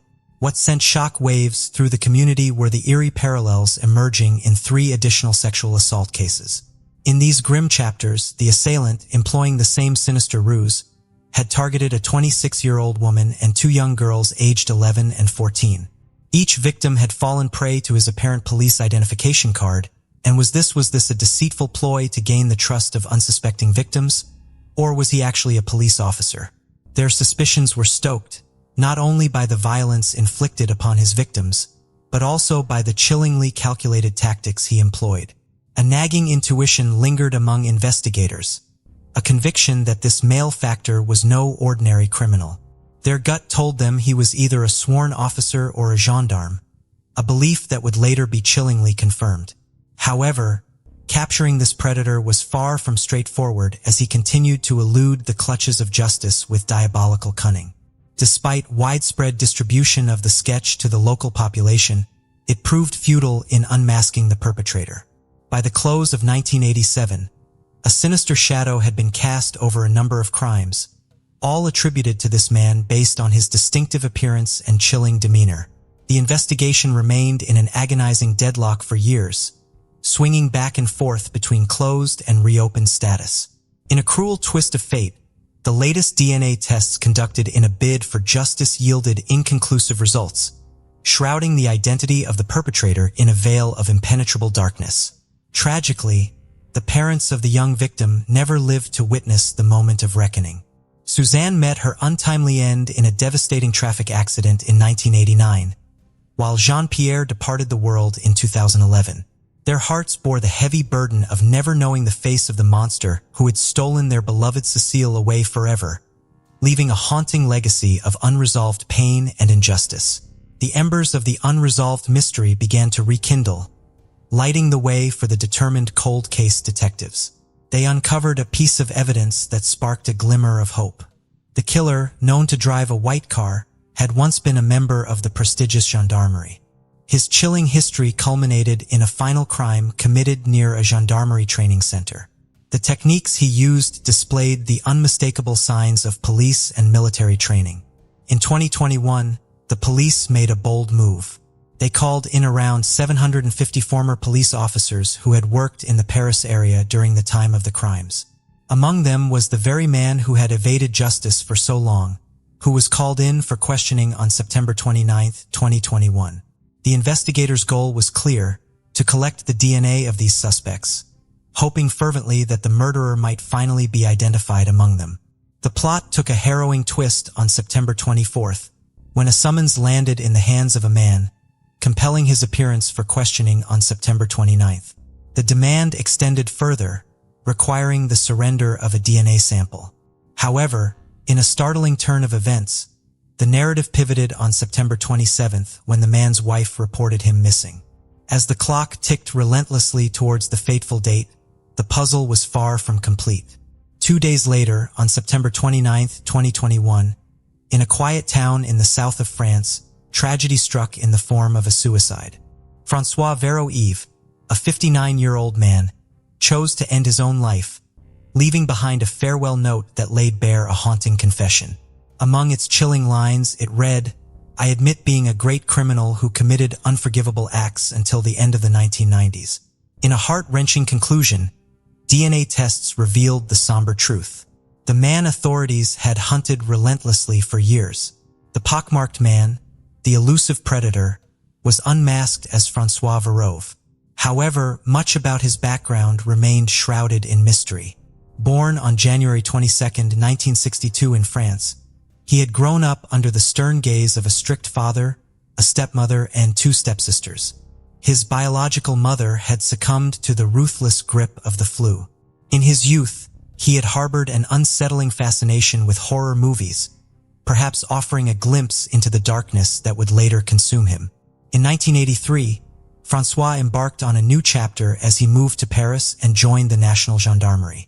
By June 1985, he had married and took it upon himself to construct a family home from the ground up, a testament to his ambitions. Ambitions. In the eyes of a former friend, he wore the dual masks of kindness and decency, but his temper lurked just beneath the surface, a volatile element that could erupt without warning. Behind this facade, however, lay a chilling truth. He was completely the opposite of the positive traits he may have portrayed to others. For innocent young girls had suffered beneath his sinister hand, miraculously escaping his clutches, all except for young Cécile Bloch. François' malevolence didn't stop there. In 1987, he cold-bloodedly murdered 2 adults, 38-year-old Jill Pulitti and his devoted housekeeper, Gard Muller. Armed with crucial DNA evidence, investigators embarked on a gripping journey, determined to unravel the secrets of a malefactor whose dark deeds seemed endless. They fervently believed his sinister trail of crimes extended far beyond those already uncovered, driving them to delve deeper into unsolved cases, searching for hidden connections that could reveal the full extent of his reign of terror. Unfortunately, earthly justice may never hold him accountable for his atrocities, and retribution seems out of reach. The specter of his deeds looms large, leaving the question of inevitable justice to the realm beyond. As this harrowing tale unfolds, we are left with unanswered questions, wounds that may never fully heal, and the haunting presence of a man who committed unspeakable acts. François Vérove may have evaded earthly justice, but his actions are forever etched in the indelible ink of infamy. Amidst the darkness, a glimmer of hope stands as a testament to the relentless tenacity of those who pursued answers. With advancements in DNA technology, the truth emerged from the depths of despair. In the afterlife, in the realm beyond, justice may yet find its elusive mark, allowing the innocent souls scarred by his malevolence to finally rest in peace. In the shadow of these chilling revelations, let us remember all those who suffered at the hands of this predator. Their memory lives on as a reminder that even in the darkest corners of our world, the relentless pursuit of justice can be a beacon of hope. As we close this chapter of human frailty and malevolence, let us remember Cécile, not for the darkness that took her, but for the vibrant spirit she once embodied. For every life taken too soon, there remains a legacy that defies the shadows, a testament to the unwavering hope that someday justice will prevail. May the souls of Cécile and all the other victims rest in eternal peace. In 1998, 19-year-old Troy Cook was experiencing a significant milestone, moving out of his family home. Troy had worked part-time at an Atlantic superstore while still in school and was promoted to full-time after graduating. While he didn't see this job as his long-term career, it provided him with enough income to begin searching for his first apartment. That May, he left his parents' home in rural Kemptown, Nova Scotia, and moved into a small apartment in Truro, the larger town where he worked. He shared a modest 2-bedroom apartment with a coworker, just a short walk from the store. On June 10th, only 3 weeks after moving out, Troy visited his family and stayed overnight. The next morning, June 11th, his father, Tom, drove him back to Truro.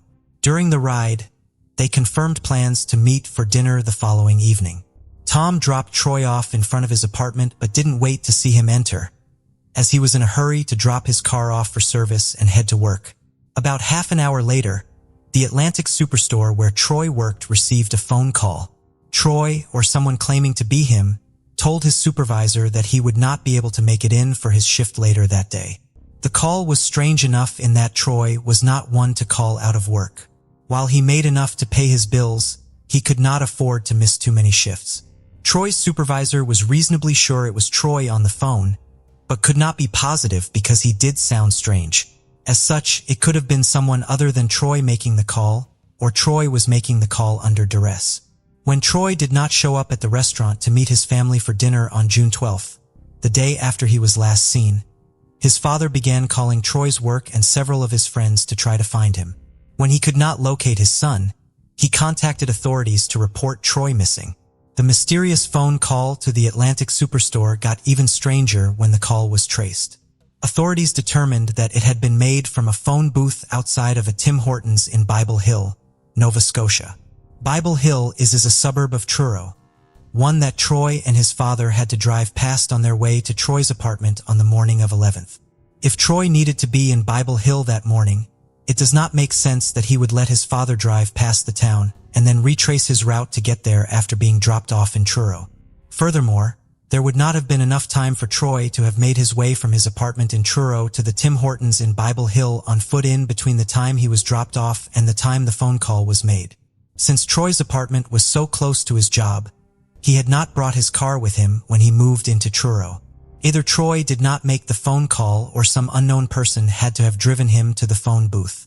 When Troy was not immediately located, his family had to make the decision to pack up his apartment and bring his belongings back to their home. Tom Cook saw Troy's roommate at the Atlantic superstore, where he had worked with Troy, and told him about these plans. The roommate asked that Tom leave him Troy's 2 guitars, claiming that is what Troy would have wanted. Troy had only been missing for 2 weeks at the time of this conversation.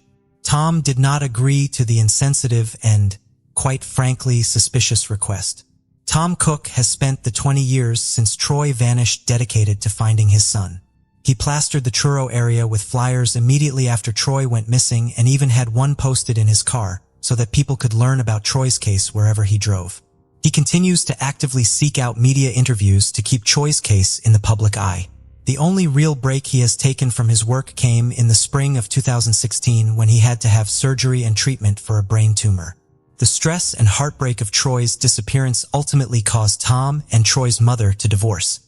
In interviews, Tom has also shared his concern that his focus on Troy has negatively impacted his younger son, Mike. While Mike is not as public of a figure as his father, he has been active in the search for his older brother. He set up a Facebook group in hopes that spreading awareness about Troy's case will eventually bring answers for his family. Henrietta Cruz lived in Santa Ana, California with her parents and her younger siblings. As a teenager, she dropped out of Santa Ana High School to take a job in a shop. In the spring of 1960, 17-year-old Henrietta met a 24-year-old man named Merle Avila. A month later, the two were married.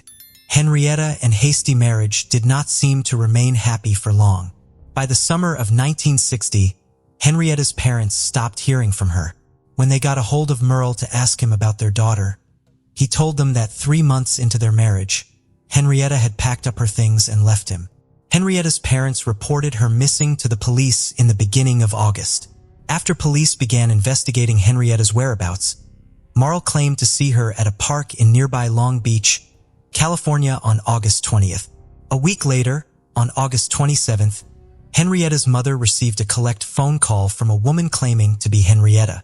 Her mother said that she would accept the charges for the call, but the woman on the other end of the line hung up the phone before Henrietta's mother could actually speak with her. Police would eventually trace the call to San Francisco. That same day, the Cruz family received a telegram. It was signed Henrietta. It said that she was fine and had gotten a job, but did not want to come back to her husband. Police learned that the telegram had been called in from a payphone in San Francisco. The woman who called it in had provided a fake address. An even stranger event occurred over a year after Henrietta went missing. Just before Christmas of 1961, Henrietta's father went outside to get in his car and drive to work. On the trunk of the car were undergarments that had belonged to Henrietta, as well as a belt. There was no other sign of Henrietta or whoever dropped these items off at the home. The fact that all of these instances of supposed contact with Henrietta stops short of actual interaction with her is concerning. Why would Henrietta call her mother but not actually speak with her? It is also suspicious that none of these communications from someone claiming to be Henrietta came until after her parents realized she was gone and contacted the police. It appears as though Henrietta met with foul play, and the person responsible attempted to create the illusion that Henrietta was alive but living in San Francisco to keep the police from seriously investigating the case. Since Merle was the last person who saw Henrietta and he knew that the police were looking for her, it is hard not to be suspicious of his account of how Henrietta left their home. Henrietta's parents appear to have accepted the possibility that she had been killed. They hired a private investigator and offered a reward in Henrietta's case. However, the newspaper ads they ran asking for help in locating Henrietta's remains, not discovering where she was living. Merle remarried in 1962, but there is no record of him legally divorcing Henrietta or having her declared dead. He and his second wife remained married until his death in 2012. Henrietta's case remains open with the Santa Ana police. Katrina McVey was struggling in 1992. The 27-year-old mother of three was in an abusive marriage with Richard McVey, who had recently gotten out of prison, following a 6-month sentence for domestic violence. After a violent altercation with Richard, Katrina fled their home in Woonsocket, Rhode Island. She was able to stay at a shelter for battered women, but Richard somehow discovered the confidential address of the facility and showed up there looking for her. The shelter believed that this made Katrina a security risk and made her leave. Katrina was then homeless, living for a time in World War II Memorial Park. Eventually, a friend named Judy Burton felt sorry for Katrina and let her come stay with her in her apartment at 295 2nd Avenue. While she was free from Richard, Katrina was cut off from her children and fell into the world of drugs and prostitution to support herself. She was last seen by Judy Burton around May 15, 1992 at the intersection of Lincoln and Front Streets. She got into a car and has not been seen since. Due to Katrina's unstable situation, Judy Burton did not notify police when Katrina never came back to her apartment. After being unable to reach Katrina, her family reported her missing a month after the last known sighting of her. Katrina's mother, Charlotte Saulnier, believes that her daughter was murdered at the time of her disappearance by someone close to her and that she was buried along the banks of the Blackstone River. This detail comes from a phone call Charlotte received from Katrina's husband Richard a few weeks after she had reported her daughter missing. She claims that in this phone call, Richard told her that Katrina was down by the Blackstone River. Richard McVey had an extensive criminal record, serving time in prison both before and after Katrina went missing. He had been in prison until just prior to Katrina's disappearance, and he was back in prison just 4 months after it occurred. His convictions over the years included first-degree sexual assault and child abuse. His first wife allegedly died under suspicious circumstances. Richard ultimately died of lung cancer while incarcerated. Richard's phone call, along with rumors going around Woonsocket that also maintained that Katrina's remains were buried near the Blackstone River, led Katrina's brother, Todd Tebow, to spend his weekends searching the banks of the river. After a few weeks, he found one of the few pieces of physical evidence in the case. Along the Blackstone River, where it runs through Costa Park, Todd Todd found a shirt he believes is the one his sister was last seen wearing. This discovery made Todd believe that he was on the right track, and he continued to scour the riverbanks in the coming weeks. It was at this point that Charlotte received another, more troubling phone call. A caller asked her to pass an ominous message along to Todd. "You'll never find her." So far, the statement has proven true. Over the years, as different cold case units have investigated the case, cadaver dogs have been brought to the Blackstone River, and an area was excavated in hopes of finding Katrina's remains. These efforts were unsuccessful. Katrina's mother and brother no longer live in Woonsocket. Todd is now a corrections officer in Indiana, but has returned to Rhode Island to speak to police about his sister's case. Charlotte Saulnier visited the Sales Street Bridge every year to throw a bouquet of carnations, Katrina's favorite flower, into the Blackstone River and say a prayer for her daughter for more than a decade. She only stopped when she could no longer leave her new home in Mississippi because she was providing care for ill relatives. Charlotte still holds out hope that one day she will be able to bury her daughter in their family plot, where Katrina will be able to lie next to her grandmother rather than in her unknown grave. The case of Lamu. Unhealthy relationships with a cruel person and a narcissist never lead to anything good. It's crucial to realize this in time and break off such connections before a tragedy occurs. Emotional abuse is typically just the beginning and a prelude to physical violence, which the abuser will use to control and dominate their partner, suppress them, and create an atmosphere of constant oppression and fear. Our story today revolves around a popular Chinese blogger, Lamu, whose tragic end a few years ago shocked all of China. Lamu, a simple girl from a poor family, captivated a large audience with her kindness, sincerity, and boundless love for nature, and met a horrific end at the hands of her once-loved partner. The most chilling part of this incident is that the assault on her was broadcast live, and thousands of followers could only watch helplessly. Lamu was born in 1990 in Yaowa, Tibetan, and Chang Autonomous Prefecture, Sichuan Province, China. She was the youngest of 3 children in a very poor family that barely made ends meet. She grew up with her older biological sister and stepbrother in a home shared with their parents and grandmother. Their family collected rare medicinal plants, which they sold in local pharmacies for a meager income. After completing only 3 grades, Lamu had to leave school to work with her family members and help support them. Along with the adults, she climbed high into the mountains, where, at certain times and in special places, they could find the rarest herbs and flowers with healing properties. Lamu was well versed in these plants and had a sincere love for nature, admiring its beauty and generosity and drawing strength and inspiration from the mountains. As social media popularity grew, she created her own account on a Chinese equivalent of TikTok. There, Lamu posted short videos showcasing her daily life, household activities, and the beauty of her native province. She called herself a mountain girl and had a deep affection for her work. Unlike many bloggers, she was not chasing fame. Fame found her. Her audience adored Lamu for her smile, purity, and almost childlike spontaneity. She never prepared content in advance, speaking her mind and feelings, and sometimes singing folk songs while showcasing the mountain landscapes. Lamu never used makeup or filters. Her hands and feet bore calluses, scratches, and scars, visibly evidencing the hard and long labor behind them. Gradually, Lamu's subscriber count grew, and not only locals but also tourists visiting the area began to recognize her. They referred to the blogger as that sweet mountain girl, offered warm words, expressed gratitude for her work, and asked for photos. Lamu was not proud of her fame, but she was delighted that her activities resonated with the audience and brought joy to others. In her youth, Lamu constantly went to the mountains with her parents and older sister. But as her sister grew up, got married, and moved to another province, and her parents, due to age, could no longer climb high or for long, Lamu took on all the work herself. She detailed to her followers the flora of the local area, explaining which specific flowers and herbs had what properties, how to collect them, and how to use them as food without accidentally harming the body. During certain seasons, Lamu could spend several weeks alone in the mountains gathering medicinal plants.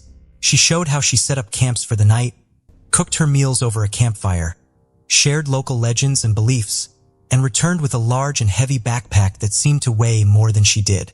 But this strong, brave, and hardworking beauty never elicited pity because she glowed with happiness when engaging in her beloved activities in the mountains.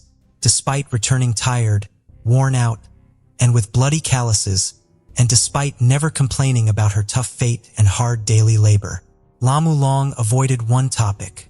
She did not discuss her personal life because she suffered for many years at the hands of her abusive husband, Tongli, enduring beatings and humiliations. But she tried not to show that she was deeply unhappy. Tongli was also a native of Sichuan province, born in 1990 into a simple and quite modest family. His parents adored their youngest son, indulging him from an early age, always striving to spoil and please him. At the age of 12, he quit school and started working as a courier, delivering groceries to local stores. He earned little but kept all the money to himself, not helping his family at all. Even then, the teenager began to show signs of greed, avarice, and narcissism. He believed the world revolved around him, that others owed him, but he owed nothing to anyone, desperate to become wealthy. He was willing to do anything, even break the law, and that's precisely what happened. At 15, Tong left home, fell in with the wrong crowd, and began dealing in banned substances and petty theft. He also dabbled in gambling and took pride in getting away with it. He aimed to earn respect in the criminal underworld, become rich, and escape the poverty he grew up in. Sometime later, Lee's parents opened their own small spice and tea shop, investing all their efforts and resources into it. The business quickly took off, generating a decent income, and the family soon became well off by local standards. At that point, Tom decided to return home and offered to help expand and promote the family business. In reality, he just wanted to live off his relatives who worked hard daily. Tom considered himself successful and wealthy, spending money on personal luxuries, boasting to friends about his expensive items, and behaving selfishly, even claiming the store's success as his own. Meanwhile, he kept in touch with local criminals, maintaining a separate, under-the-table business with them. First love. Tong and Lamu met when they were just 17. The young man was so enchanted by her beauty, kindness, and sincerity that he was head over heels in love. He courted her earnestly, giving gifts, and it seemed he was ready to change for her, become more mature and serious, and cut ties with the criminal world. The young and naive Lamu quickly fell for his charms, believing she had met her Prince Charming with whom she would be happy. No one had ever courted her so diligently before, and no one had tried so hard to win her over. Soon, the young couple developed a romantic relationship that lasted almost 2 years before they decided to make it official. As soon as Tong turned 19, he proposed to his beloved, who eagerly accepted. However, their parents were not thrilled about their decision to marry. They tried to dissuade the young couple, believing they were too young to start a family. But the young lovers wouldn't listen to anyone. In 2009, they got married, and the newlywed wife moved into her mother-in-law's house, Lamu's personal hell. Initially, married life seemed quite blissful. Tong tried to be a good husband, left behind his bad influences and gambling, focusing on his young wife and the family business. Lamu took on almost all the household duties and also helped her beloved's parents in their shop. However, it wasn't long before her husband started disappearing with his old friends again. He returned to his unlawful activities, frequently consumed alcohol, and his behavior towards his wife drastically changed. Tong was no longer the gentle, kind, and caring man Lamu had fallen in love with a few years earlier. He became crude, self-centered, and aggressive. He took a portion of the store's earnings from a business where all the family members worked, except for him, claiming it as his share, and spent all the money on his own needs, entertainments, and pleasures. The couple started arguing frequently. Lamu tried to reason with her husband, urging him to get his act together, work honestly, quit drinking, and stop associating with people from the criminal world. But Tong wouldn't listen to either his wife or his mother, believing no one had the right to tell him what to do. According to his parents' recollections, conflicts in their home became a daily occurrence. The situation didn't change even when Lamu became pregnant. Her husband continued to vanish with his friends, and when he returned home, he was rough and aggressive. He was annoyed that his wife was now more focused on herself and their future child. He himself, like a child, demanded attention, and during one disagreement, he raised his hand to her for the first time. Lamu was shocked by her husband's action and declared she would return to her parents' home as she refused to tolerate such treatment. At that moment, her mother-in-law, who had unintentionally witnessed the incident, intervened. She approached her son and slapped him twice, telling him he had no right to treat the mother of his future child that way. Afterwards, the woman convinced her daughter-in-law to stay, promising that it would not happen again. Lamu believed her and decided to give her husband another chance, a decision she would bitterly regret as it was just the beginning of a real nightmare.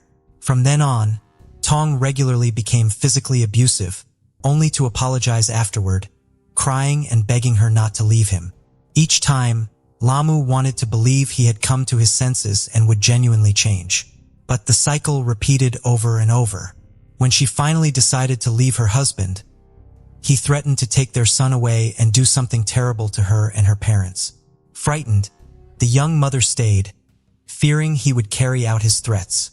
From then on, their child became his main tool for manipulation and blackmail. Lamu told none of her relatives about the nightmare unfolding in her husband's home.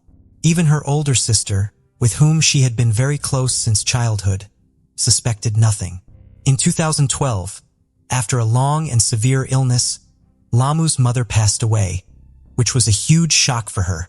Her elderly father and grandmother were left virtually helpless, and she found herself literally living between two homes, managing to maintain order, cook, and help with the household chores everywhere. Meanwhile, Lamu continued to regularly climb the mountains for herbs to financially support both families. Only in the mountains, amidst the hard work, paradoxically, could she rest, be alone with her thoughts, stay, and breathe freely without fear of her disgruntled husband coming home, causing a scene and hitting her again. In 2017, the woman gave birth to a second son.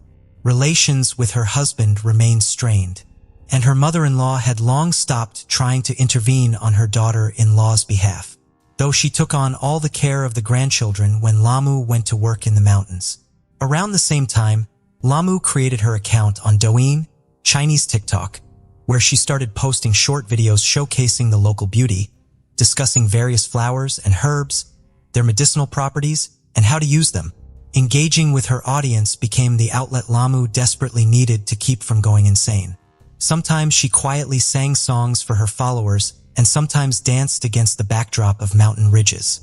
She always appeared happy, smiling genuinely, and never once complained to her audience about her difficult fate or mentioned the domestic violence she regularly endured. In 2019, Lamu's beloved grandmother passed away, and the blogger posted a video for the first time, where she was crying, expressing her deep pain over losing a family member. Her numerous followers sincerely supported her, unlike her husband, who instead of showing sympathy, became furious and struck her face because she was sobbing. In January 2020, after enduring another severe incident of violence, Lamu finally decided to leave her tyrannical husband. She took her sons, moved back to her parents' home, and filed for divorce. Around the same time, Lamu recorded a new video stating that for the first time in a long while, she felt calm and confident. In the video, it was evident she tried to cover up a large bruise under her eye with concealer. However, she never disclosed to anyone the domestic abuse she had suffered for years. Regrettably, during the divorce proceedings, the court divided custody of the sons, leaving the younger child with the mother and the older with the father. This decision was a devastating blow for Lamu, and her now ex-husband unexpectedly changed tactics by romantically pursuing her again, proposing they start over and not break up the family. He swore he had realized his mistakes, wanted them and the boys to live together again, and promised to acknowledge all his past errors and never repeat them. For a couple of months, Tong put on the act of a repentant man. He gave flowers, created real celebrations for the family, tried to help his ex-wife around the house, and even joined her on mountain trips, which he had never done before. Lamu's heart softened, and she believed that he had genuinely changed. By the end of March, the couple remarried. As you might guess, the fairy tale ended as soon as Lamu returned to her husband's house. Tong reverted to being cruel, mean, and selfish, and within 2 weeks of remarrying, he brutally attacked his wife, nearly beating her to death. When Lamu interacted with her followers, he snatched the phone from her hands and hurled it against the wall, shattering it. Then he began to beat her with his fists and feet, giving her no chance to escape. Battered and barefoot, Lamu fled the house and immediately went to the police, seeking protection. But they only took her statement and advised her to try to resolve the family conflict on her own. After that, Lamu decided to hide from her husband in another village to avoid endangering her relatives. Enraged, her husband was ready to end the life of his runaway wife, but did not know where to find her. He assumed she might have gone to her sister's house. He visited the sister's home and began yelling, demanding she tell him where Lamu was. The woman knew nothing about it and asked him to leave. Then, Tong repeatedly struck her in the face with all his might. At that moment, her husband was at work, so there was no one to protect the unfortunate woman. She suffered a fractured cheekbone and eye socket, and her nose was broken. After the second victim also filed a police report, Tong was finally held accountable administratively, but he was not arrested. Nevertheless, Tong laid low while the second divorce proceedings were underway, not attempting to contact his wife. Unfortunately, this time around, the court, in dissolving the marriage, left both sons with the father, as the Lee family was wealthy, and money proved to be the deciding factor. The heartbroken mother was crushed with grief. Her close ones urged her to leave the village for a while, fearing the ex-husband would seek revenge and possibly do something dreadful. However, Lamu refused, wanting to be near her boys. 3 weeks after the second divorce, Lamu went to the mountains, where she recorded a video of herself singing and dancing. Apparently, this was her way of trying to relieve stress, but her ex-husband interpreted it as her celebrating their separation, which blinded him with rage. On the evening of September 14, 2020, around 8, Lamu started a live stream to chat with her followers. She was dressed in a traditional Tibetan outfit, softly singing folk songs. She put a finger to her lips, whispering that they needed to be quiet because her father and visiting stepbrother were already asleep while she prepared breakfast treats for them. At that moment, a terrible noise erupted off camera, as if someone had kicked the door in.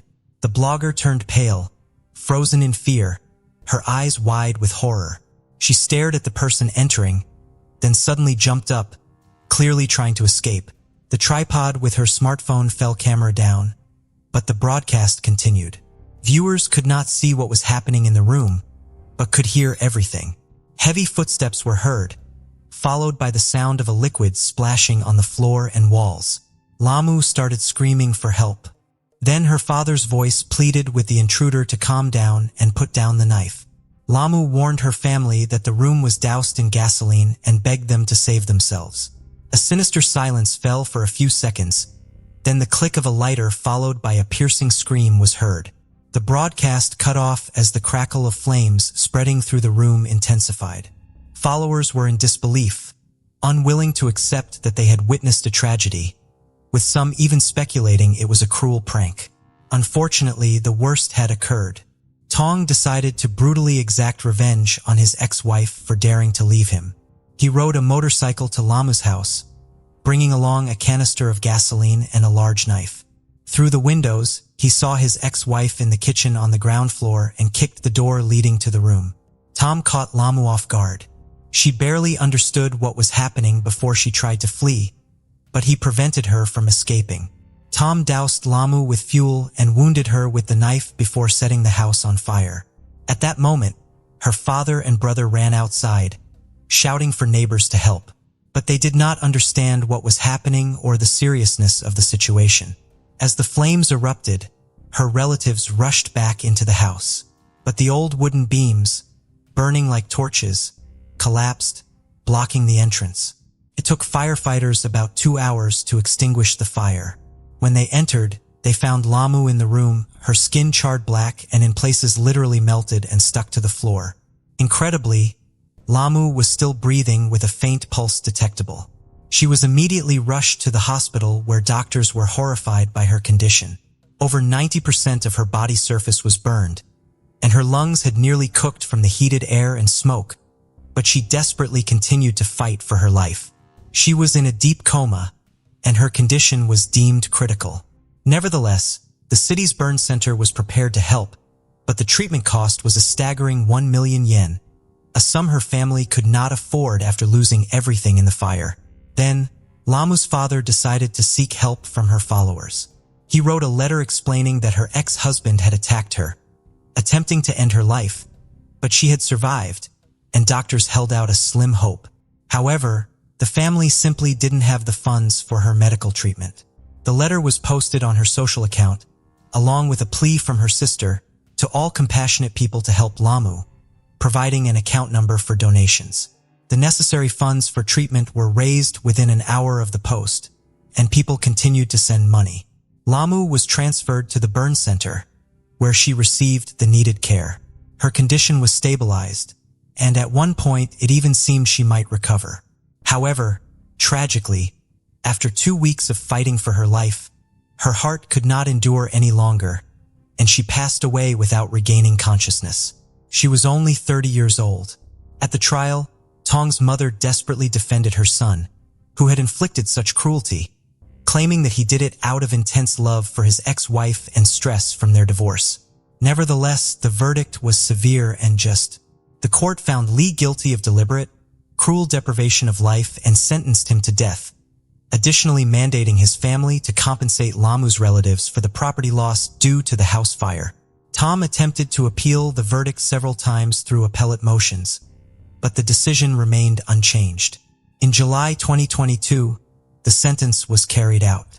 Tong Lee was executed that same year, 2 years after the tragic event that ended a young woman's life. Her relatives rebuilt the house on the site of the burned one and were able to move back in. On the ground floor, her sister set up a small memorial altar with photographs of Lamu. The court left the orphaned boys in the custody of their paternal grandparents. The Lee family remained one of the wealthiest in the village, and the judges believed they could provide the children with better living conditions. Thank you for joining us on this journey into the depths of unsolved mysteries. Cold cases not only challenge our understanding of the past, but also ignite our curiosity and determination for answers. Remember to subscribe to stay updated on our latest investigations. And if you have any information regarding the cases we've covered, don't hesitate to reach out. Together, we can shed light on the shadows of the past and bring closure to those who seek it. Until next time, stay vigilant, stay curious, and never stop seeking the truth.